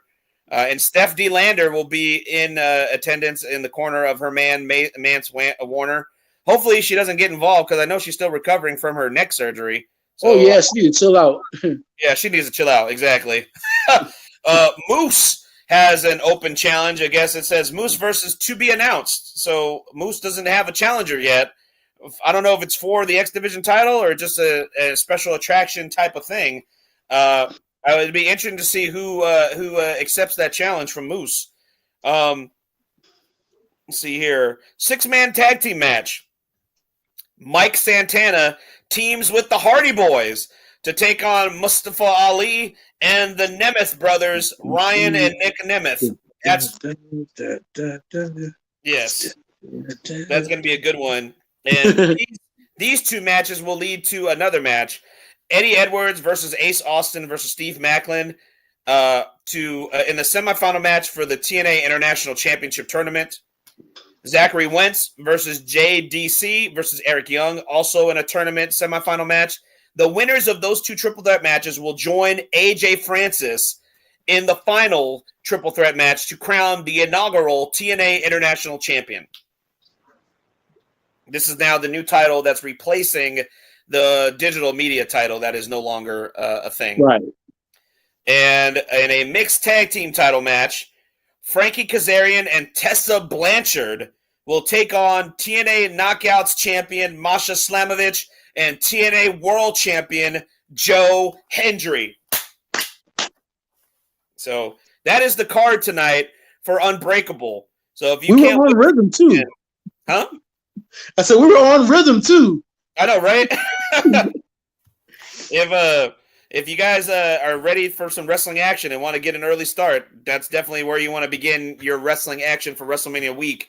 Also tonight, I believe, if you subscribe or want to purchase it from Triller TV Plus, is of course the GCW Josh Barnett's Bloodsport 13 is tonight with a lot of WWE talent on the card with Charlie Dempsey, Karrion Kross, Natalia is going to be there. They got a lot of guys and gals from WWE stomping around in GCW tonight for Bloodsport. So it's WrestleMania week, y'all. Support. Man, a lot of business decisions will be made tonight because Collision is supposed to be on tonight. Special time because of WrestleMania. So that's smart by Tony, not having it on the same night as WrestleMania. So they're on tonight. So you have that, Unbreakable, GCW Bloodsport. We like to call the collective. We like to call it the collective because they have so many different promotions, and a lot of them are on Triller. And it's gonna be this week.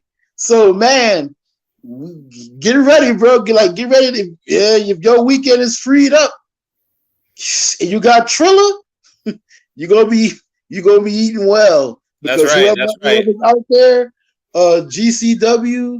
Who else is gonna be out there? They're supposed to have like a lot of like WrestleMania weekend. If you're not too familiar with WrestleMania weekend, that's where all the indies pop out. That's true. And if you can't make it to the WWE world, like if it's too expensive for you to do the WWE version of their little convention where you can meet the wrestlers, do photo ops and autographs and all that, there is another option that's a little slightly cheaper, I would assume, is WrestleCon Vegas. Everybody knows WrestleCon is the alternative to WWE's little convention that they do. And a lot of big names have been announced for WrestleCon in Vegas. I know we haven't even talked about it, but really big names. Saraya, no longer a part of AEW. She's going to be there. Ronda Rousey is making her first ever appearance at WrestleCon. She'll be there Friday only. So tomorrow is your only opportunity. If you're in the Vegas area and you want to meet Ronda Rousey, that is your only opportunity to meet her at WrestleCon. Friday only. And Saturday only, holy shit, WWE Hall of Famer, the baddest man on the planet, Iron Mike Tyson, will be in attendance at WrestleCon. Holy shit. Mike Tyson, I'm a bad man. I'm going to eat your children. I'm going to eat your children's children. That's it. I'm going to eat your babies. I'm going to eat your babies. That's right. I'm going to fuck you up. That's it. That's done. You're done. You a piece of shit, man. You're done. That's it. Mike Tyson, Saturday only, will be available for autographs and photos at WrestleCon. That's big. That is big news. Oh, man. Also, Saturday only, the icon, Sting, will be at WrestleCon. Saturday only. Oh, Stinger. Get him, Stinger. Oh, Stinger. Yep. Sting will, okay, so I got this wrong. Sting is going to be there the weekend, but Saturday only, Sting will be in red and black. Don't turn your back on the wolf pack makeup. He will be in his black on Saturday only, and then Sunday he goes back to classic black and white Crow Sting. So you got two opportunities to meet Sting in two different styles of his makeup. Timeless Tony Storm will be in attendance at WrestleCon this weekend. Holy what? Wow. If anybody remembers this guy from the dying days of WCW, from today through the weekend, Tank Abbott will be at WrestleCon. Tank Abbott, boy, I hear that name in a minute. Yeah. Let's see some other big names. Mustafa Ali will be in attendance. Arn Anderson of the Four Horsemen will be there. His son, Brock Anderson. Oh, yeah. Peak Angle, Kurt Angle will be there from Friday to Saturday. Yes. Wow, she's been missing from AEW TV. If you've missed her, this is your opportunity to see her. From Thursday through Saturday, Dr. Britt Baker, DMD, will be in attendance at WrestleCon. Let's see. Josh Barnett will be in attendance Friday and Saturday. All right. There we go. Let's see who else is going to be there. Shelton Benjamin of the Hurt Syndicate will be there Friday and Saturday. We heard people. Oh, man. Shout out to this man. God bless his brother. It's so good to see him getting better each and every day. Hopefully he'll step in the ring once again someday soon. Chris Bay will be live Sunday only at WrestleCon in Vegas. Oh, wow. This might be a little problematic. Tessa Blanchard is going to be there. Not only that, her dear old daddy Tully will be in attendance as well. Tully Blanchard will be there. If you're going to be there at Vegas at WrestleCon, please take out your phone and take a picture or videotape what her line looks like. Yes, please. I'm asking somebody, please send us the video. Please, the picture, everything you got. I need to see this. I need this. I need the laugh. There. Some WWE Diva era divas. Kelly going by her name, Barbie Blank. Celeste Bonin, a.k.a. Caitlyn, will be there. I know, right? He is the boogeyman, and he's coming to get you. The boogeyman? Yeah, the boogeyman. Yeah. Oh, man. You better recognize D'Lo Brown, baby. Yeah. Friday and Saturday. Oh, man. The man who knocked out Bart Gunn at WrestleMania 15. Butterbean. Butterbean. Yeah. Oh, yeah. Don't call him Zack Ryder. Matt Cardona will be there Thursday through Sunday. Oh, radio, tell me everything you know. Boy, that's slap. WWE ID prospect Jack Cartwheel will be there. Jack Cartwheel. Oh, shit. One of the biggest names of referees ever. Mike Chioda. Mike Chioda. Yeah. Go ahead, Mike Chioda. Let's see. Oh, man. He's super. He's crazy. He's super crazy. Yeah. And super crazy. Oh. Yeah. Super crazy is going to be there, man. Hell yeah. On Saturday only. Vix Crow, those who aren't familiar with who that is former WWE diva Alicia Fox. Uh-oh. Yeah, what a weird name. Is that a real name? That's wild. Yeah. That's a wild name to change into. I know, right? Let's see who else is going to be there. Oh, shit. Here comes the axe. Here comes the smasher. The demolition. Walking disaster. What? Oh, man. Oh, that hurt my throat. Axe and Smash of Demolition will be live at WrestleCon this weekend. Hell yeah. Oh, man. The Maharaja, Raj Desi, formerly known as Jinder Mahal, will be there. Oh, yeah. Everyone's got a price for the $1 Million Man. Ted DiBiase will be there at WrestleCon.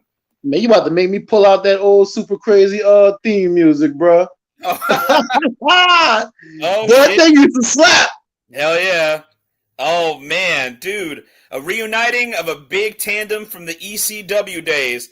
Francine and the franchise. Shane Douglas. Oh, the franchise. Ultimate Dragon. Oh, what? Man. Ultimate Dragon's my dude. Oh, snap. Oh, yeah. Y'all getting a good one. That's right. Check it out. Devon and Bubba Ray Dudley, the Dudley Boys, gonna be at WrestleCon. Oh, here we go. Hacksaw Jim Duggan at WrestleCon for the entire weekend. Oh man. We were just talking about her last week. She's not gonna be. I'm sure she'll be at the Hall of Fame, but she's not gonna be the one to induct her girl, but she'll be at WrestleCon if you want to meet her. Layla. What? Yeah. Wow. Oh shit. Hey, for you, brother. New Japan Pro Wrestling star, former IWGP Heavyweight Champion, or is he the current champion right now? No, he's not the current champion. Who's the current champion of NGPW right now? Goto. Okay, that's right. Sorry. So he's a former champion. I don't know why I had a brain fart there. Evil will be at WrestleCon. Oh, evil. Everything is evil. Zilla Fatu, the son of Umaga. The brother of Jacob Fatu, Journey Fatu, will be there. And another one? Juicy, am I saying that right? For now? Juicy for now? Yeah. He will be there as well. Oh, man. Bang, bang! Mick Foley will be at WrestleCon. Yeah. Woo! The Nature Boy, Ric Flair, will be at WrestleCon. WrestleCon gonna be super stacked. Holy shit, man. Yeah, no kidding. Dory Funk Jr. Damn, Dory Funk Jr. is still kicking? Holy shit. Yeah, bro. Yeah. Damn. Don Fry from the UFC will be there. Oh, man. Shout outs to Nick Gage. He's going to be there. What? MDK. Sick Nick Gage. Shout out to Nick Gage, man. My condolences and prayers to him. He just lost his longtime love of his life. His wife recently passed away. That was something I forgot to mention in last week's episode. I didn't know that. Yeah, she passed away, I think, last week. I don't know from what. I mean, they've been really, keeping it close to the chest. Man, shout out to his family, her family. That's really sad to see. But, I mean, hopefully Nick Gage will be in some good spirits around some of his wrestling family and fans. Hopefully there'll be some fans. Man, the fans love them some Nick Gage, bro. Hopefully, that's right. They can lift him up. That's right. Lift him up, man. He needs it right now. Don't be a jackass when you meet Nick Gage, y'all. Yeah, bro. Y'all be cool, man. Yeah. Oh man, pimpin' ain't easy. The Godfather will be at WrestleCon. Man, we got Godfather, we got D-Lo, what Farouk? Oh shit, Juventud Guerrera. The Juice? Yeah, the Juice. Where's Psychosis at? That's the only one we're missing. We got Super Crazy, we got Juice. All we need is Psychosis and some lawnmowers. There you go. Bicycles. Chavo Guerrero Jr. That's right. Chavito. Badass Billy Gunn will be there. Burr. Let's see who else. I'm an ass man. Burr. Man, this list is damn. WrestleCon be putting on some big names on here, brother. You think, bro? Then they be having matches too. That's true. Damn. Let's see who else is going to be here. Oh shit! The Hardy Boys. The Hardy Boys will be at WrestleCon. Well, I could believe that. Oh wow! Hopefully, if anybody's listening, I hope you guys are in line because I'm sure this man's gonna have a line out the door. The legend himself, the best there is, the best there was, the best there ever will be. Bret the Hitman Hart is live at WrestleCon right now, Thursday only. Wow! That's right. The Hitman, boy. This man is from Cobra Kai. Manta Ray himself just recently competed in W's Rumble. He will actually be starring in a biopic playing the late, great Chris Farley. Paul Walter Hauser will be at WrestleCon. Crazy. Wow. Let's see. Oh, man. The TNA World Champion himself. Say his name, and he will appear at WrestleCon. Joe Hendry. Yeah. Oh, man. Somebody going to get their ass kicked when they meet the world's strongest man, Mark Henry, at WrestleCon. Beat him up, break his neck. Beat him up. Oh, man. Let's see here. This is crazy how many people are here. Oh, any of my juggalos out there? Whoop, whoop. Violet J will be at WrestleCon. Violent J, one half of ICP, will be at WrestleCon. Wow. Yeah. Let's see who else, man. And this list is, man, I'm going longer on this list than I meant Man, this to. is crazy. This is for me right here, man. I know. Oh, shit. Marty Jannetty will be at WrestleCon. What? We got Marty Jannetty. We found Marty Jannetty. He done got cleaned up. Yeah, apparently. Wow. WWE. They done cleaned Marty Jannetty up and found him. Wow. Yeah, dusted him I off. thought he was locked up or something. I thought he was too. Apparently not. Wow.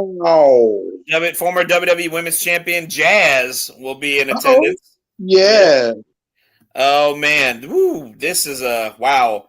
Former Intercontinental Champion, the master of the Pearl River Plunge, Ahmed Johnson. Oh wow! Holy shit! This man is about to be portrayed by Dwayne "The Rock" Johnson in a biopic about his life. Yeah. Mark Kerr will be in attendance at WrestleCon. Wow. Hey, man, your boy from New Japan, Gabe Kidd, will be there. The uncrowned leader of Bullet Club. Oh, nice. Some WWE legends here. Jerry the King Lawler and JBL. All right. Yeah, cool. Oh, Lita. Lita will be in attendance at WrestleCon. Team Extreme reunion? Yeah, maybe. Hey, give him shout out to this man. Holla, holla, holla. Teddy Long going to be at WrestleCon. Before the Hall of Fame, man, go ahead and meet Lex Luger. He'll be at WrestleCon signing autographs. Oh, yeah. Lex Luger and Stinger? That's all I need right there, bro. That's my childhood right there. Right? The man of 1,000 holds, Dean Malenko. What? The Iceman? Ah! Don't tell me that. Ah! Yes, Dean Malenko. Oh, man. He is the master of the Cobra. Santino Marella will be live at WrestleCon. You son of my gun. You a son of my gun. Hey, any questions about her future? I doubt she'll tell you, but you can go ahead and ask her if you want, because she'll be there. Mariah May is scheduled for WrestleCon this weekend. I'll be like, let me get some digits. How you feel about chocolate? Oh, wow. Are you a fan of chocolate? One of my favorites from WWE's Diva era, Candice Michelle, will be live at WrestleCon. Oh, boy. Oh, man. Oh, boy. He's a 3-time World Karate Champion, Ernest the Cat Miller. Somebody call my mama. 1, 2, 3. Hell yeah. Somebody better call my mama. Oh, man. X Division champ, Moose. Moose will be there. Hell yeah. Man, wow. The Great Muda. What's Muda? Yeah, the Great Muda. Yeah. Bro, I'm telling you, I'd go broke in Vegas right now. Bro, I would have no money. I would have no money. None. I don't know how I'm getting back home. This better be a round trip, bro. That's right. Man.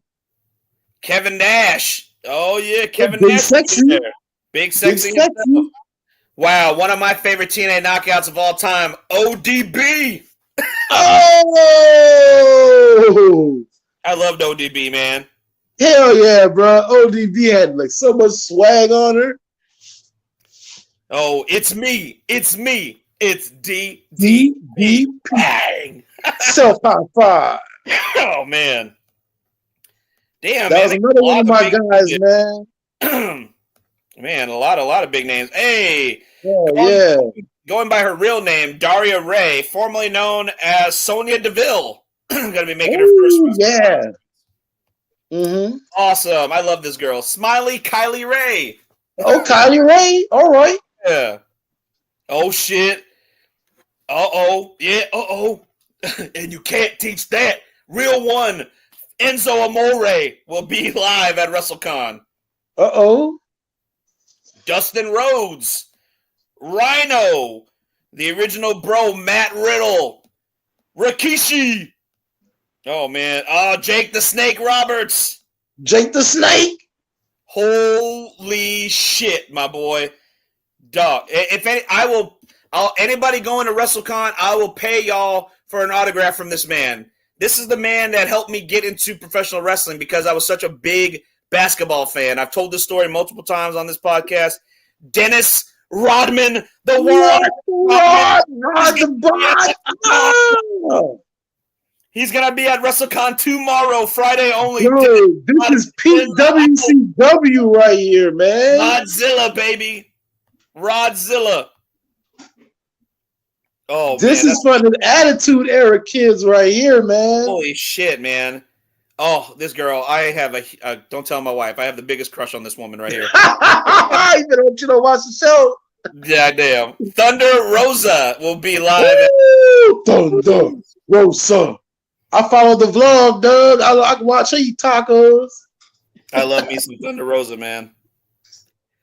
Oh, God. Who else? Oh, man. Some ECW legends. Sabu and the Sandman. What, Sabu? Oh, yeah. Yeah. Let's see who else is going to be there. Oh, my God. Into the Sandman. Former NWA World Champion, UFC legend, Dan the Beast Severn. Dan Severn? Oh, here you go, boy. Your girl's going to be there, dog. Mina Shirakawa. No!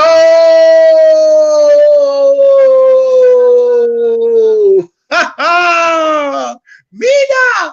We want Mina! Hashtag we want Mina. Oh, boy. This is 100%. Why are you doing me like this, Vegas? This is 100% for me. I'm sorry. WrestleCon is 100% for me, man. They didn't just need to change his name from WrestleCon to Travis Con. There's so many more people that are going to be there. Like, I can't go over all the names. Send them to the website. Send them to the website. It's ridiculous. It's absolutely ridiculous. But we spent more time talking about this WrestleCon list than we talked about anything. I know. We gotta get right into WrestleMania now, man. We gotta jump in. Let's take a quick little break. Let's refigure ourselves. We'll talk about WrestleMania right now in just a moment. We'll be right back, guys. Don't go anywhere. Stay tuned. Let's hear from some of our affiliates of iSports Radio, and we'll be right back in just a moment. Do not go anywhere. Stay tuned. If you go anywhere, I don't know what to tell you. You're dumb. You're dumb. You better be for Mina. Mina better be knocking. That's right.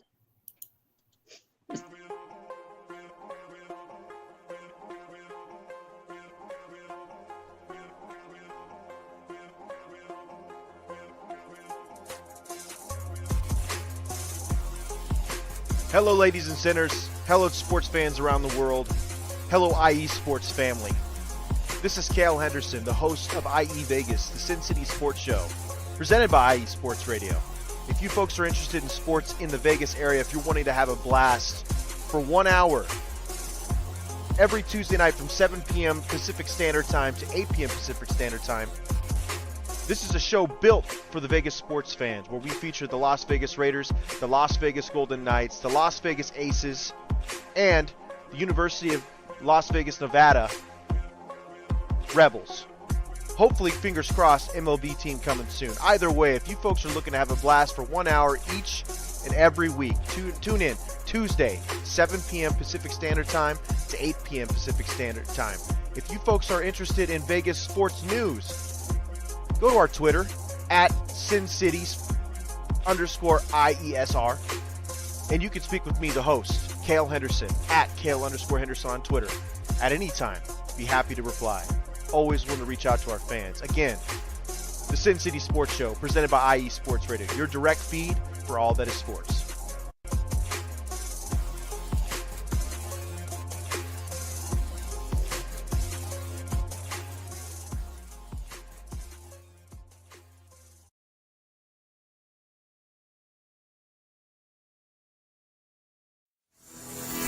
Sports fans, do you like teams that are tough, cities that are tougher, and fan bases that are passionate about their teams? How about teams that are historic and stadiums that are iconic? Then you belong in Chicago, and you need to check out Chi-Town Weekly. Join me, Adam Kernan, every week as we keep up with all things Chicago sports. Bears, Bulls, Blackhawks, Cubs, White Sox. We'll cover them all, plus more. The Windy City is always buzzing, and we'll keep you up on all the big games and major stories. So tune in to Chi-Town Weekly every week right here on IE Sports Radio, your direct feed for all that is sports.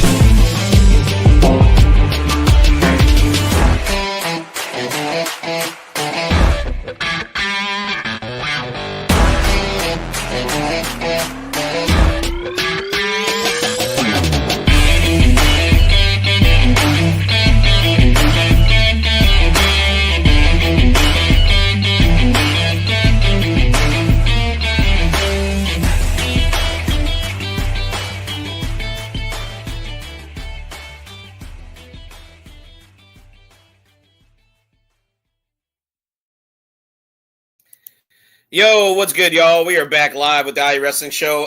Funny little tidbit here. Taryn Rodriguez on the chat just put, I think we broke a record. He said, longest segment without a commercial in IE Sports Radio history. So, look at that. We making history, y'all. It's a history-making weekend, and it's WrestleMania weekend. We're going to jump right in, y'all, because, man, I gotta clear out of here in about 35 minutes to go get my son from school, so I got to try and condense a lot into a little bit of time. So I'm going to do my best. I apologize. The show got away from us a little bit, especially when I had the technical difficulties thanks to those knuckleheads outside with the AT&T truck, but whatever. To kick off WWE's WrestleMania weekend, of course, tomorrow night you got SmackDown, the go-home show, and the Hall of Fame ceremony will follow right after that on Peacock Live. So if you want to catch the Hall of Fame ceremony, that's where you'll want to catch it on Peacock right after SmackDown goes off the air. I think that's the only platform it's going to be shown. I don't think it's going to be on USA, if I'm not mistaken. I didn't hear anything about it showing live on USA. I think Peacock is the only platform you can catch it on, or Netflix internationally. And then wrestling-wise, you're going to want to catch. You're going to want to wake up early for this one. NXT Deliver has a special start time. It's going to be live from the T-Mobile Arena in the Las Vegas suburb of Paradise, Nevada. It has a special start time of 1 p.m. Eastern Standard Time, which translates to 12 p.m. Central or 10 a.m. Pacific Standard Time. So, yeah, it's going to be an early morning for the West Coasters anyway. And these are the matches. One pre-show match has been announced. It is a fatal four-way tag team elimination match to determine the number one contenders to the WWE Women's Tag Team titles. The Metaphor, Lash Legend and Jakari Jackson, take on Fatal Influence, Fallon Henley and JC Jane, versus Tatum Paxley and Gigi Dolan, versus Roxanne Perez and Cora Jade. That's a little weird for me to say that Roxanne is on a pre-show, because wild. Last time she ever was on a pre-show. But hey, that should be a banger, all those ladies. That should be a good match. Speaking of all the ladies possibly having another banger of a match, ladder match for the vacant NXT Women's North American title. Zarya, Kalani Jordan, Sol Ruka, Izzy Dame, Lola Vice, and a returning Thea Hale will compete to win who will be the new NXT North American champion. She's a grown-ass woman. Oh, man. Very, very eclectic collection of female athletes in this match. I really can't pick one out of the other. I think they all have a great chance of becoming the next NXT Women's North American champion. If I have to you got to pick one right now. I mean, to me, I would say Zarya would be my choice. I think I'll go with Sol Ruka, because not only is like she's super over, but also you have the built-in story with her and Zarya. They tag team partners. Yeah. Zarya could feel some sort of way about her tag team partner beating her. That's and you true. got an instant first feud right there. And then you could turn Zarya and have her be that monster that she was supposed to be from Jump Street. That's true. That's true. I like that. Let's see here. Next match for the NXT Tag Team titles after winning the Tag Team Turmoil match this past Tuesday on NXT. Hank and Tank will challenge Nathan Frazier and Fraxium for the NXT Tag Team titles. Definitely a clash in styles there, I would say, but I definitely don't see this being a bad match because when has Fraxium had a bad match recently? I learned my lesson trying to go against them. Yeah, I learned that lesson. Yeah, so I mean, I don't see them losing the titles though. I see Fraxium walking out with the title. That's my pick on this match. I gotta go against you because it seems like they put a lot of stock for the last couple of weeks. They've had the Motor City Machine Guns. They've had the Street Profits. I think they had even Pretty Deadly, I think, come up and give Hank and Tank pep talks, hyping them up. And you got Fraxium overlooking them. You know, like, yeah, it's cute. You have a cute story. Sure, whatever. I think this is the one they finally slip up. I feel you. That's a possibility. We shall see. Let's see here. Next match on the card. 6-man tag team match just added this past Tuesday. The D'Angelo family, Tony D'Angelo, Channing Stacks Lorenzo, and Luca Crucifino will take on Dark State in their first official match since showing up in NXT. I don't know which 3 of the 4 of them will compete, but I guess we'll find out at Stand and Deliver. I think we be calling them Dork State. Yeah, Dork State. Yeah, I think they win. I think they get the W because they need because they need it, and 2 because I think this tells the story of I think Stacks is gonna turn on Tony. Could be. He finally gonna turn on. He gonna turn on Tony because he been coming out of pocket. Stacks has been coming out of pocket. Last episode, he set up the parking lot brawl without Tony's green light. Mm-hmm. So, and then, Tony had to kind of reprimand him and junk like that. So I think Stacks is going to turn on Tony. That's very possible. That's very possible. Yeah. Next match on the card. This is definitely one I'm looking forward to. My boy, man. Do it for New Orleans, baby. For the NXT North American Championship. Absolute Ricky Saints defends the title against Ethan Page. Oh man, I think this is going to be a hell of a match, man. I'm all in on Ricky Saints, man. He's been doing really awesome, man. He's been getting a great reaction from the NXT audience. Ethan Page also gets a great reaction on the other side of the spectrum, and in terms of his heel work has been on par, brother. It's been fucking solid. So I think they are going to have a great match. This is the great opening feud for Ricky. Definitely. As a North American champion. And I can't wait to see him put some more shine on that belt. Do it for New Orleans, baby. We back, baby. We back, man. We back, baby. Whew. This could easily main event the show. I don't know if it will or not. I think the main event is scheduled to be the triple threat match that comes here in a second, but this definitely could main event the show if it wanted to. Fatal 4-way match for the NXT Women's title. Stephanie Vakir, be still my beating heart, defends the NXT Women's Championship against Jordan Grace, Jada Parker, and Julia. My weakness. Oh, I know. Julia's my weakness too, man. Oh my god, and we're getting a little bit of a heel, Julia. Woo, man, something about them bad girls, boy. Ooh, this match is for us. We is up. That's right. If you felt like you need that little pick me up and you don't have no caffeine, this is all you need. We up, baby. We up. Right, we up. Wide awake. We wide awake. Very much so. We wide awake on this one. And the main event, triple threat match for the NXT Championship. Oba Femi defends the title against Trick Williams and Javon Evans. What a clash in styles between the three of these guys.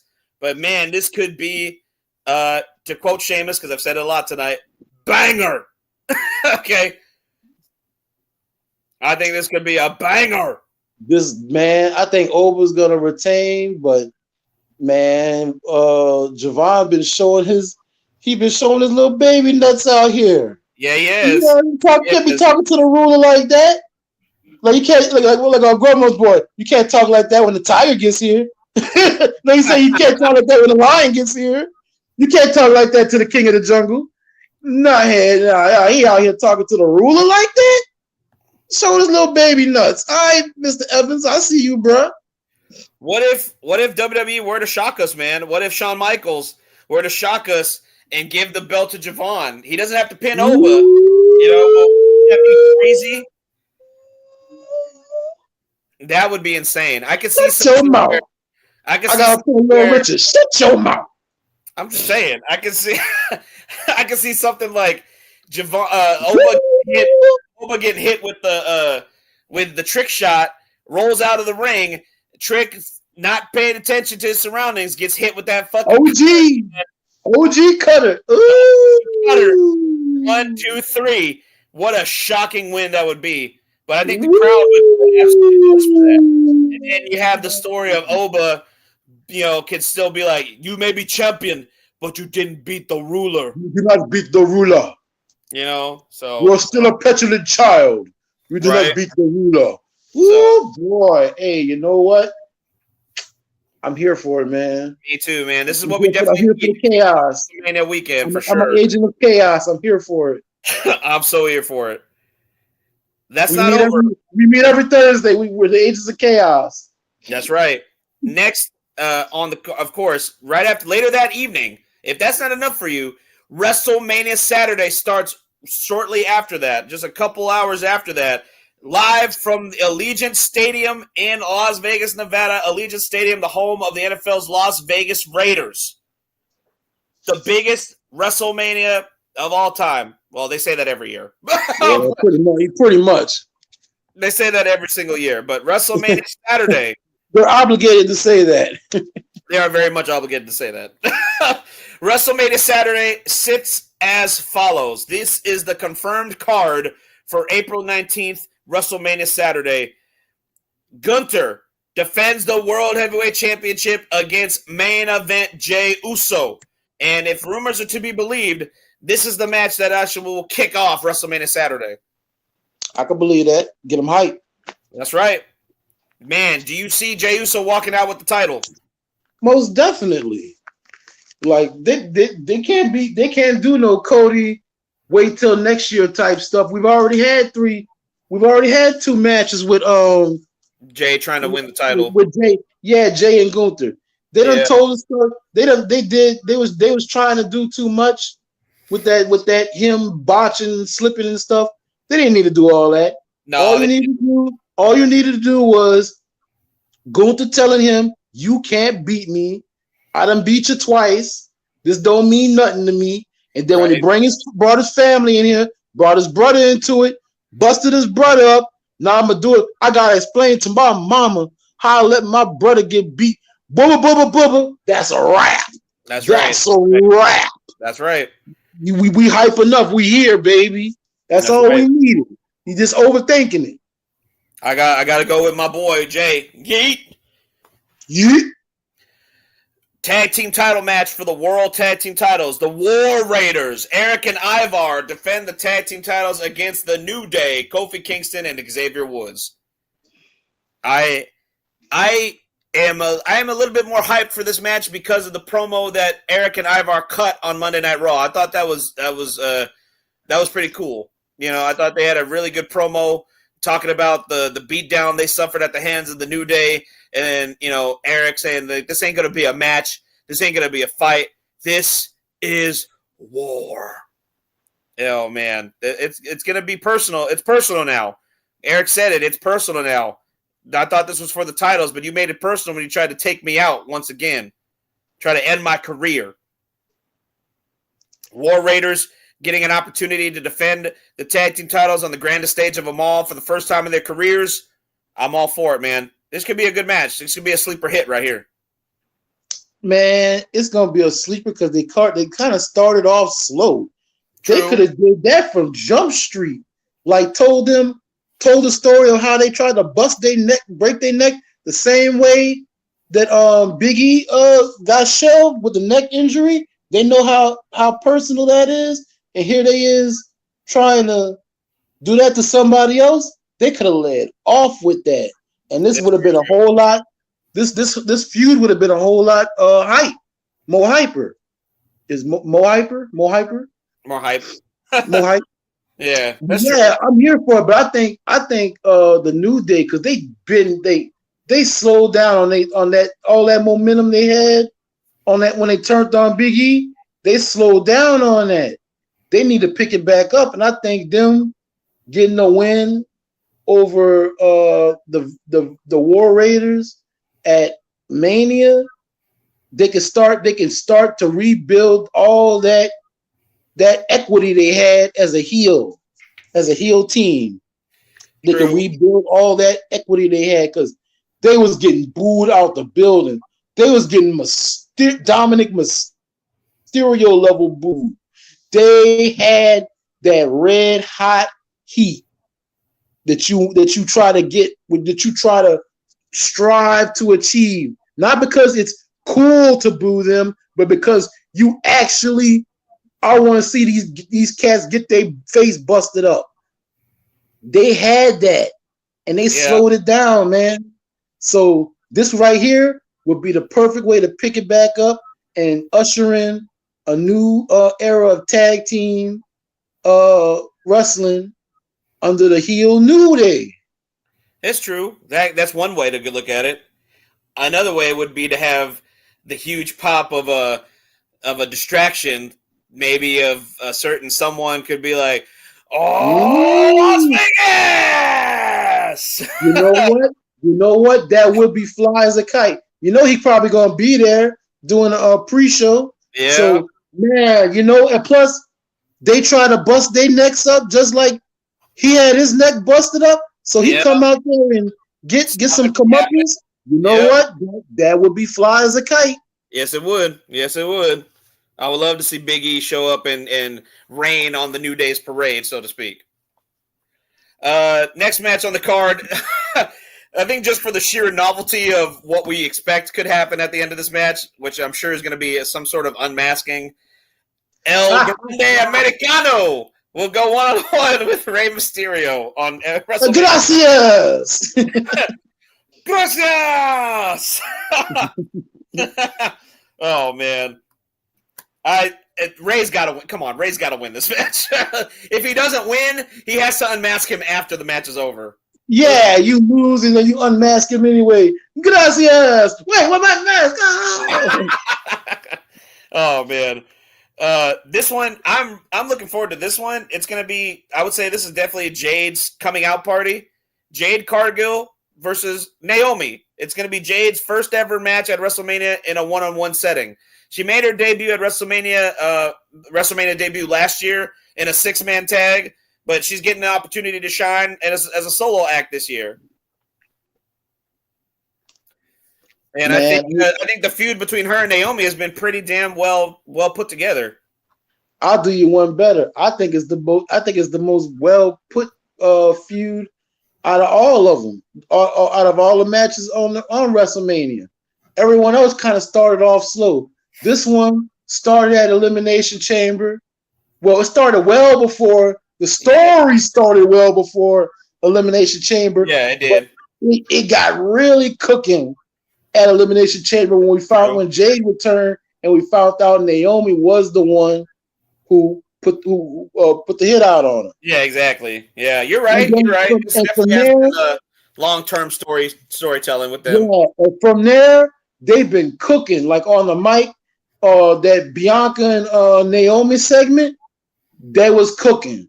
And I was like, oh man, you gave it a beat down already.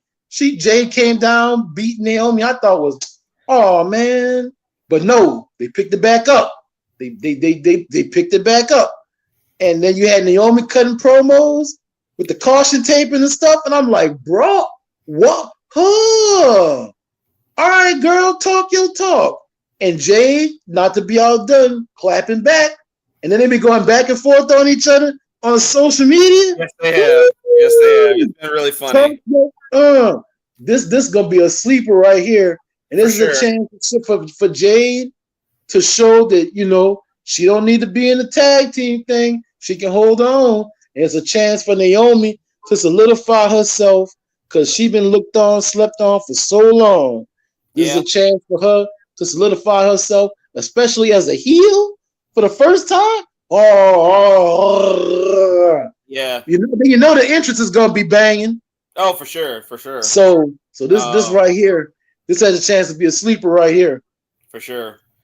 This one definitely another sleeper hit. I think in terms of its result, which I think should be a new champion crowned in this match for the United States title. Jacob Fatu challenges L.A. Knight. Yeah, for the United States title. Yeah, man. Jacob I think Fatu leads out with this one, unless depending on what Solo is doing. Yeah, and he interferes with something goofy. Yep. I think Jacob wins this one. I think so too. For the WWE Women's Championship, Tiffany Stratton defends her women's title against Charlotte Flair.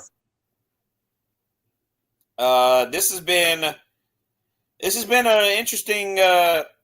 I knew you was going to say interesting. Interesting feud.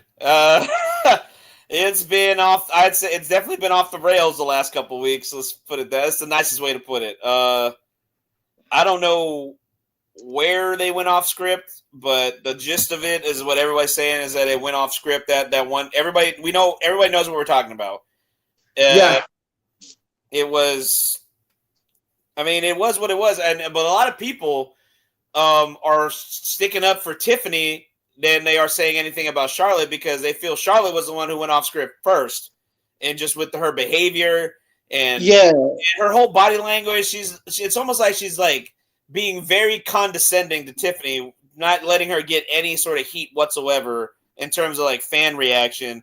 It's been obvious that she's not been working well together with others, it's been documented in the past. I mean, let's go back to when remember when stupid ass Vince used to have to make them do the title switch when they got traded to different shows, but they were champions. Yeah, her and Becky.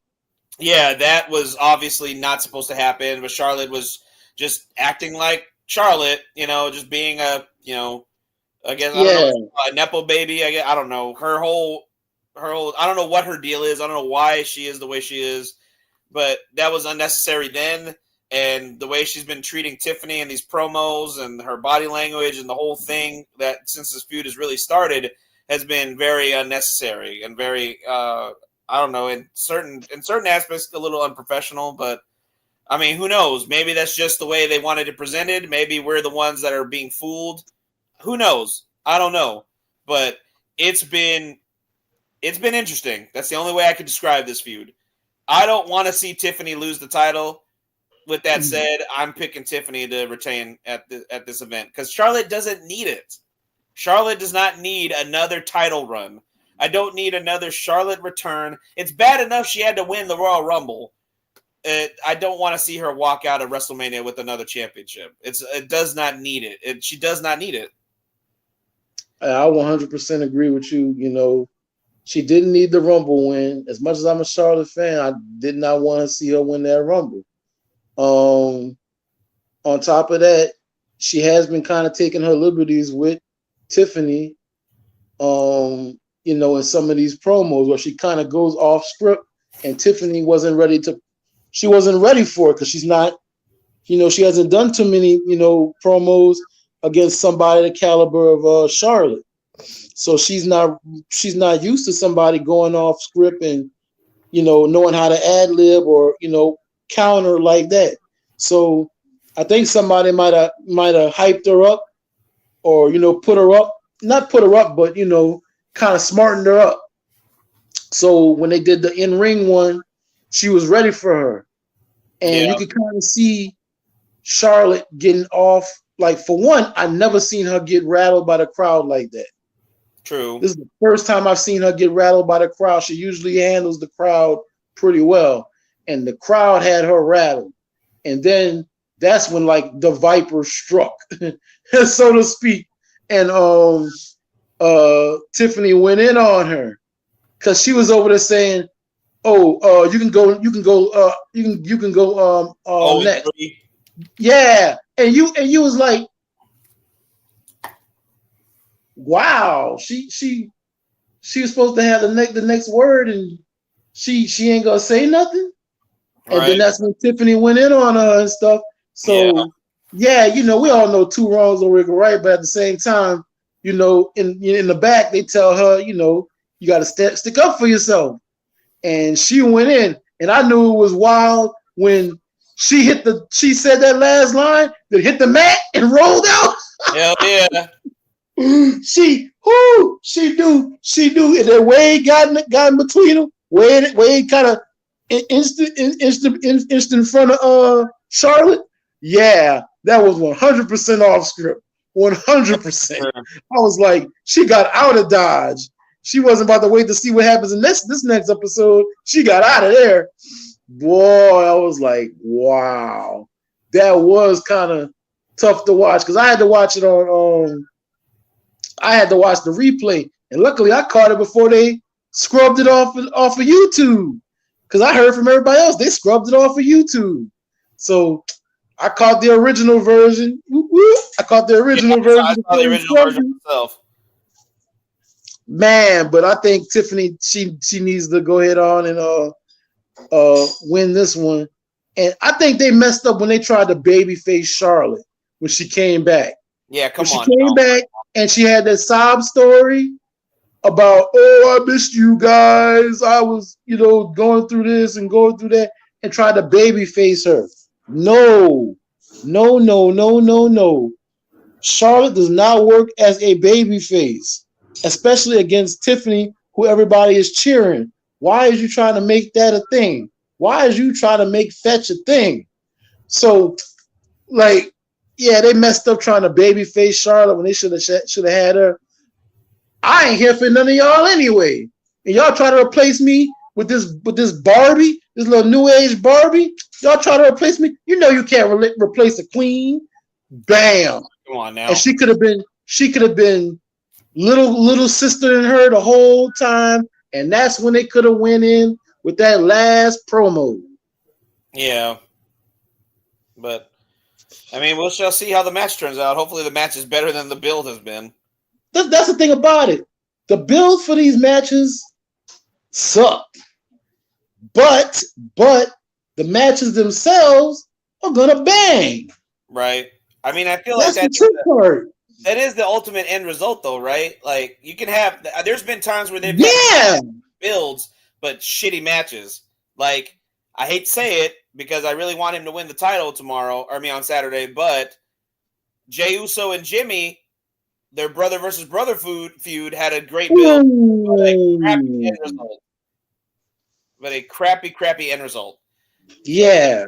So hopefully it won't be the same this time around. You know, the build hasn't been that great for a lot of these matches, but the end result should outweigh the build. You know what I'm saying? Yeah, like you know, Tiffany can put on a fire match. We've seen her work, even though she's still new.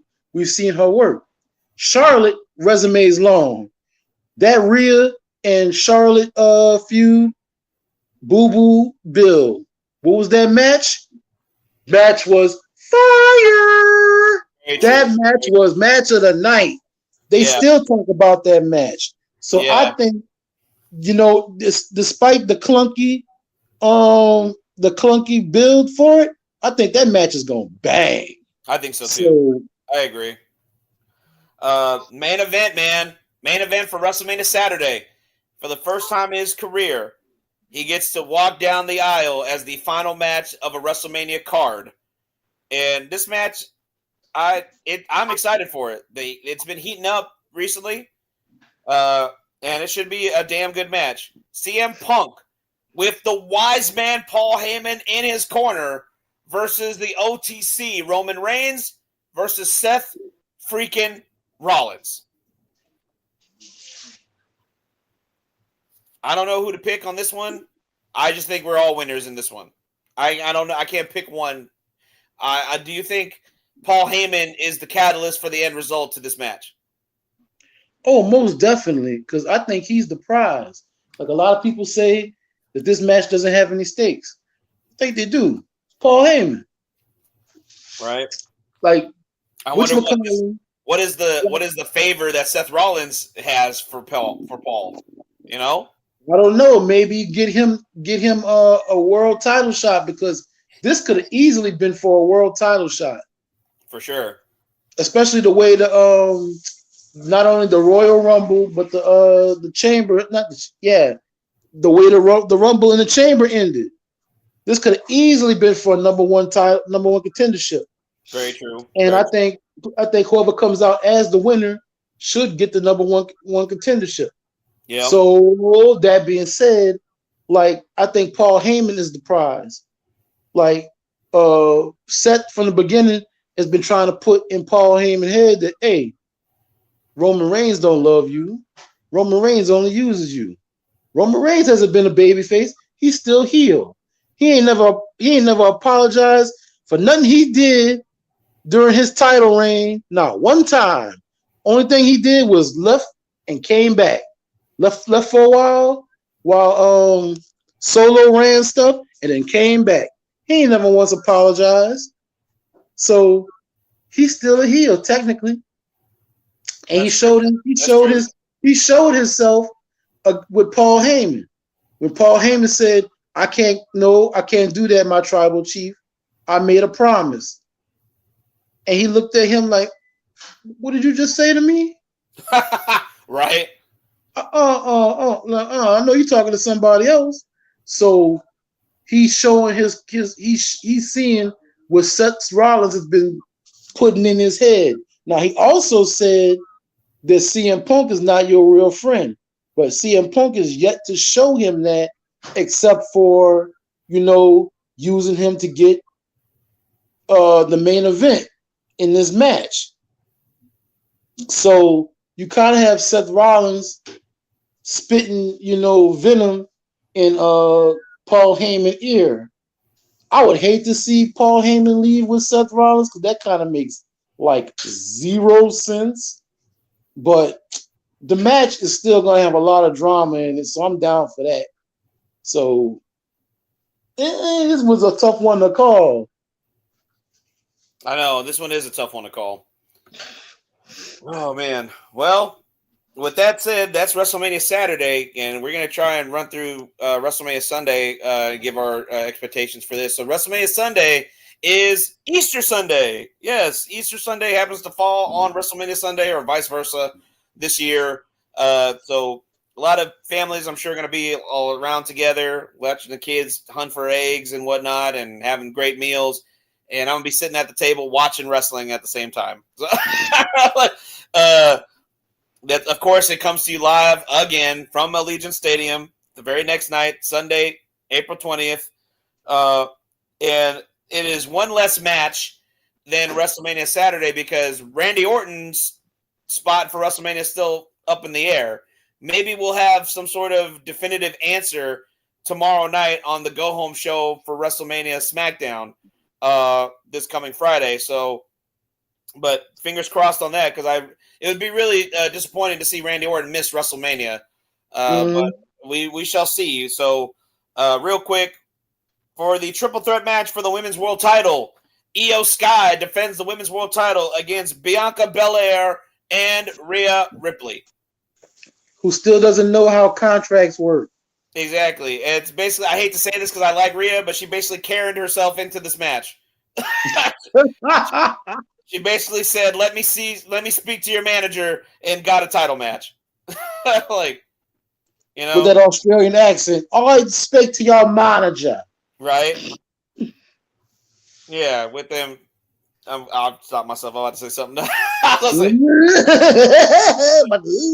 We came over there with her accent and them cheeks and asked for that title match. What? Yeah, I guess you could get it. Yeah, sure, whatever. Okay. What was that? What was that? Oh, yeah, you can get it. Yeah, you in there. Bianca Belair is undefeated at WrestleMania. She currently has the only undefeated streak in the company at WrestleMania. She defeated Sasha Banks in her first WrestleMania to become SmackDown Women's Champion. She defeated Becky Lynch the following year. She defeated Asuka the following year. She won the 6-man tag match with Jade and Naomi at WrestleMania 40. So she's what, like 4? She's like 4-0 or 5-0, something like that. Bro, that's crazy because Naomi is on. I got the TV on in the background. Naomi is on Kelly Clarkson right now talking about WrestleMania. Holy crap. All right. Well, go ahead, Naomi. Go ahead, girl. Oh, there you go. Yeah, go ahead, girl. All right. The product. There you go. Most random. Man, very random. Do you see Bianca walking out with the title? I would hate for them to hot potato the title. I could see Io sneaking out a win, like Rhea, like Rhea takes out Naomi. I mean, not Naomi. Rhea takes out Bianca, and then Io gets Rhea, because the thing is, Rhea has yet to beat Io. That's been the story. Io has had her number, and she has yet to beat her. So I could see her thinking, "Yes, I finally got it," and she hits Bianca with the whatchamacallit, the moonsault. And and then Io comes in and sneaks in and takes the win. That's true. Pins Bianca. I'm not Bianca, pins Rhea, because Rhea has yet, because they like their stats, and Bianca has yet to be pinned at WrestleMania. That's true. So they want her to be Miss WrestleMania, and she has yet to be pinned at WrestleMania. That's true. So if Rhea takes the L, you tell two stories. That's true. Okay, I see that. I'm with you with that. Next match on the card, the WWE Women's Tag Team titles. Liv Morgan and Raquel Rodriguez will defend their tag team titles against Bayley and the Women's Intercontinental Champion Lyra Valkyria. I mean, should be a fun match. Definitely not expected that. But this 100% could have been an Intercontinental title match. It definitely could have been that. Yeah, definitely. So I mean, a lot of people was expecting Bayley and Roxanne to be beefing for. That's what I thought too. I thought Roxanne was going to have a part on the WrestleMania card against Bayley, the way things were looking, but I guess not. Yeah. So maybe they'll revisit that feud at a later time. But I thought WrestleMania would have been the perfect time for that. But who knows? Yeah, but I don't expect them to change the titles. I think Liv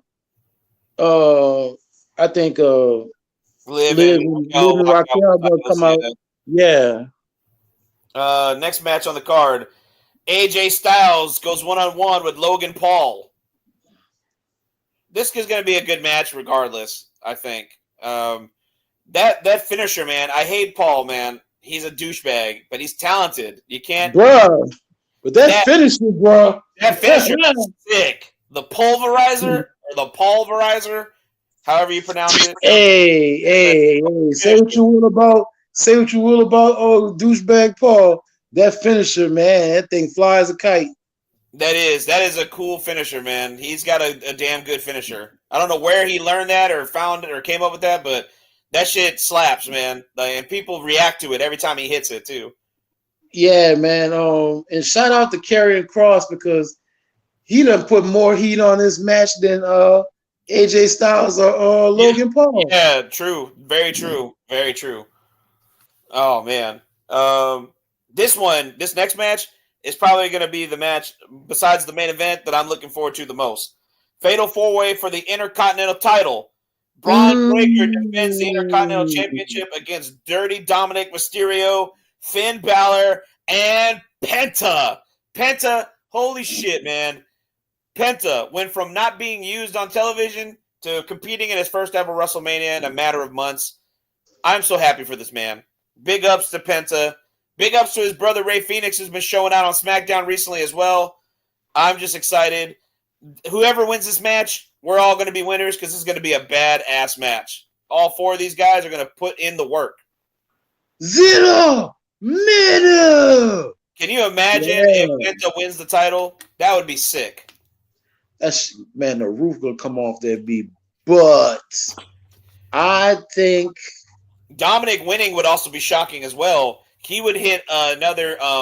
He would break another record, joining a very, very small class of individuals who've won the same titles that their fathers have won. Curtis Axel and Mr. Perfect are both the father and son tandem that have held the Intercontinental title. And if Dominic wins, him and Ray will then be put in that same class of character. Man, I can see like a couple of ways of this going. This is how wild this is, because if Dom wins, then you could have Finn Balor feeling some sort of way about it, and that leads to the breakup of the Judgment Day, or at least Finn getting kicked out. If Finn steals the win from Dom, then you can see Liv putting that bug in his ear.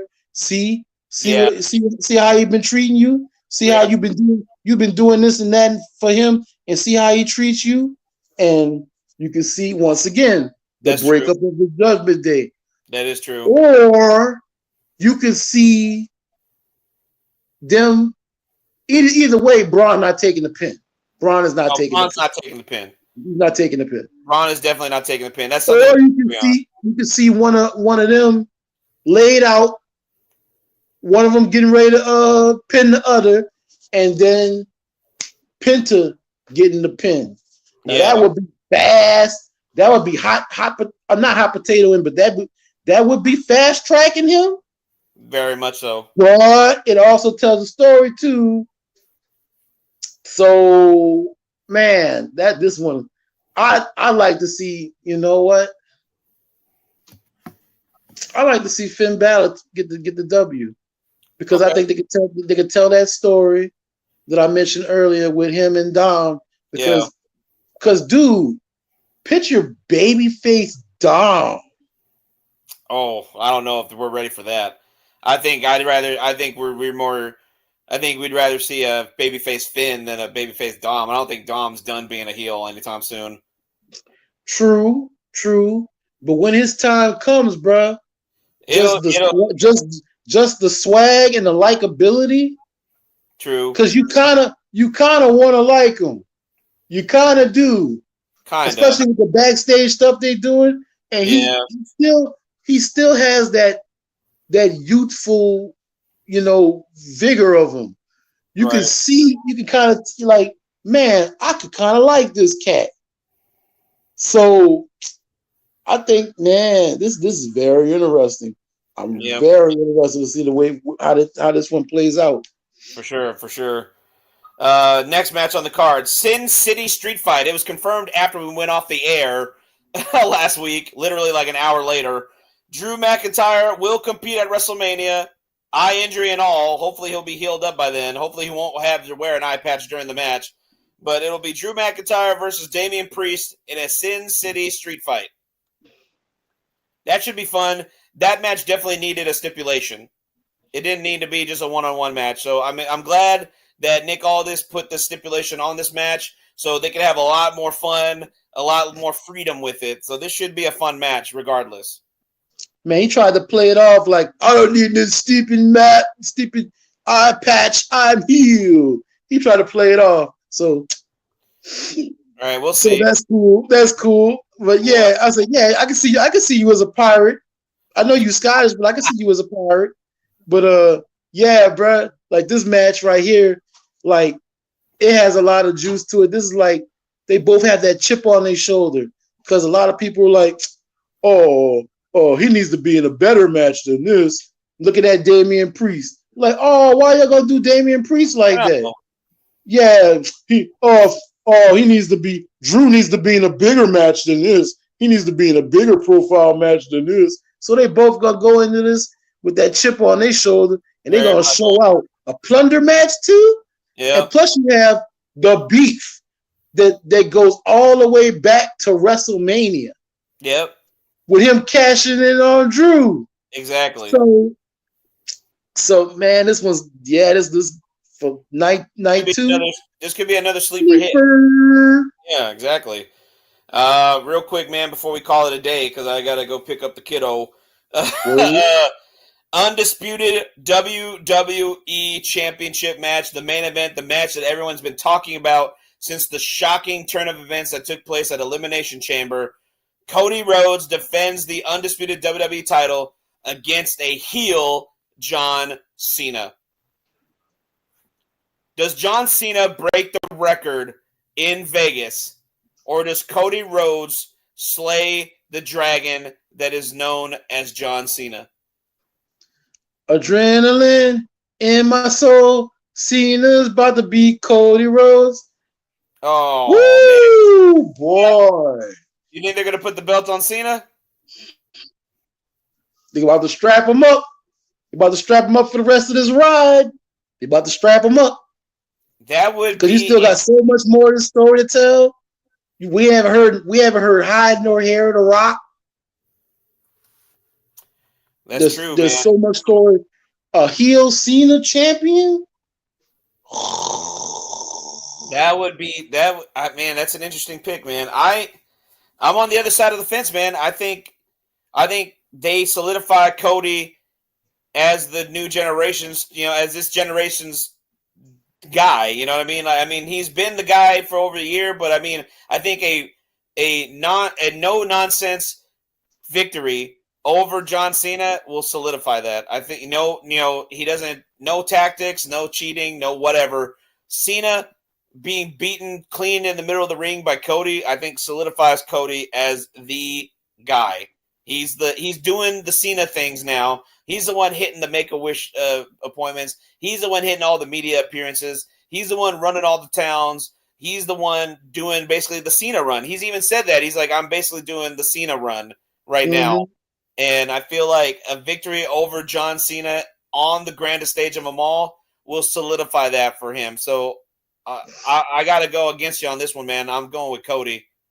I think it's already been solidified, man. The dude's like, man, folks wanted Kevin Owens to beat him.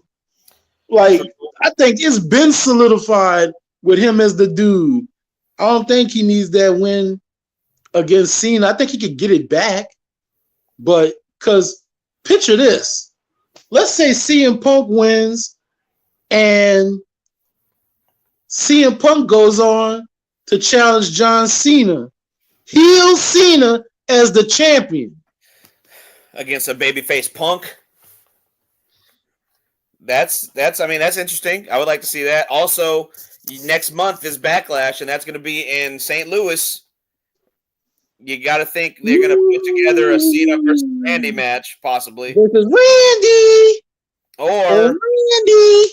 I mean, there's still that opportunity to have Cody and Randy, too. That's also... That's true. That's true. So, either way, I think Randy's in a highlighted spot for Backlash in his hometown. But, man, WrestleMania, this is going to be interesting. You never know what happens at WrestleMania. We can never really predict everything 100%. And that's the beauty of wrestling. That's what makes it so fun to watch, because you just never, ever know what to expect. Oh, man. I hate to call it a day on the show, guys, because I know we didn't get to our pop culture minute today, but we'll save it for next week. We'll talk about it real quick next week. We're going to talk about the Daredevil Born Again season finale. If anyone, that'll give you time to watch it since it just so you don't have no excuses. Oh, don't spoil it for me. Oh, I haven't watched it yet. Exactly. Whatever. So that'll give y'all an opportunity to take a chance and watch it so we don't ruin it for anyone, so let's put it out there for that reason. And please join us next week. Next week will be the WrestleMania recap episode of the IE Wrestling Show. We will be joined live on the show with BMA Dog from the Beantown Sports Show here on IE Sports Radio. He is going to be live at WrestleMania. He will be, and he'll give us his firsthand experience of WrestleMania when he joins us next week. Also, we could get some, I need to message her back because I forgot to do that. That's my bad. But the first lady of IE Sports Radio, Miss Felicia, will also be in attendance at WrestleMania this weekend. And she said she'll be sending over some photos and videos of her time there and maybe record a little something for the show because she'll be unable to join us next week live. But she'll try to do her best to give some feedback on her end as well, too. So a lot to look out for, guys. Yeah, so please do yourself a favor and join us next week against the IE Wrestling Show's WrestleMania recap. Thank you for tuning in to our show today, our WrestleMania edition. Please follow my boy T5 on his platform here on X, Fizzle, and Crescent City _IE, the official page for his show, Crescent City Connection, all things Louisiana sports with my boy, the Crescent City Savage himself. And then again, please follow me on IE Wrestling Show on X, TikTok, and Blue Sky. Please hit that like, share, subscribe button right now if you enjoyed what you saw today. And again, it is April. Please support Autism Awareness Month. You got anybody in your family, you got some friends that have autistic family members, support them, man. I need that support. It takes a village to raise a child, to raise a child, and keep strong support around you for family members and friends like that. It keeps everyone, happy and healthy and all that. It keeps your mental health on game. You know what I'm saying? Please do that for me, y'all. Support Autism Awareness Month. Check out that little page I have for you down here below. Check out all of our other platforms on IE Sports Radio, all of our sponsorships. Check out our supporters club. And we'll see you guys next week for the WrestleMania recap. Thank you, wrestling fans. I'll see you next time. For the Crescent City Savage, the SoCal Saint, the outros. Have fun with WrestleMania weekend, y'all. Take it.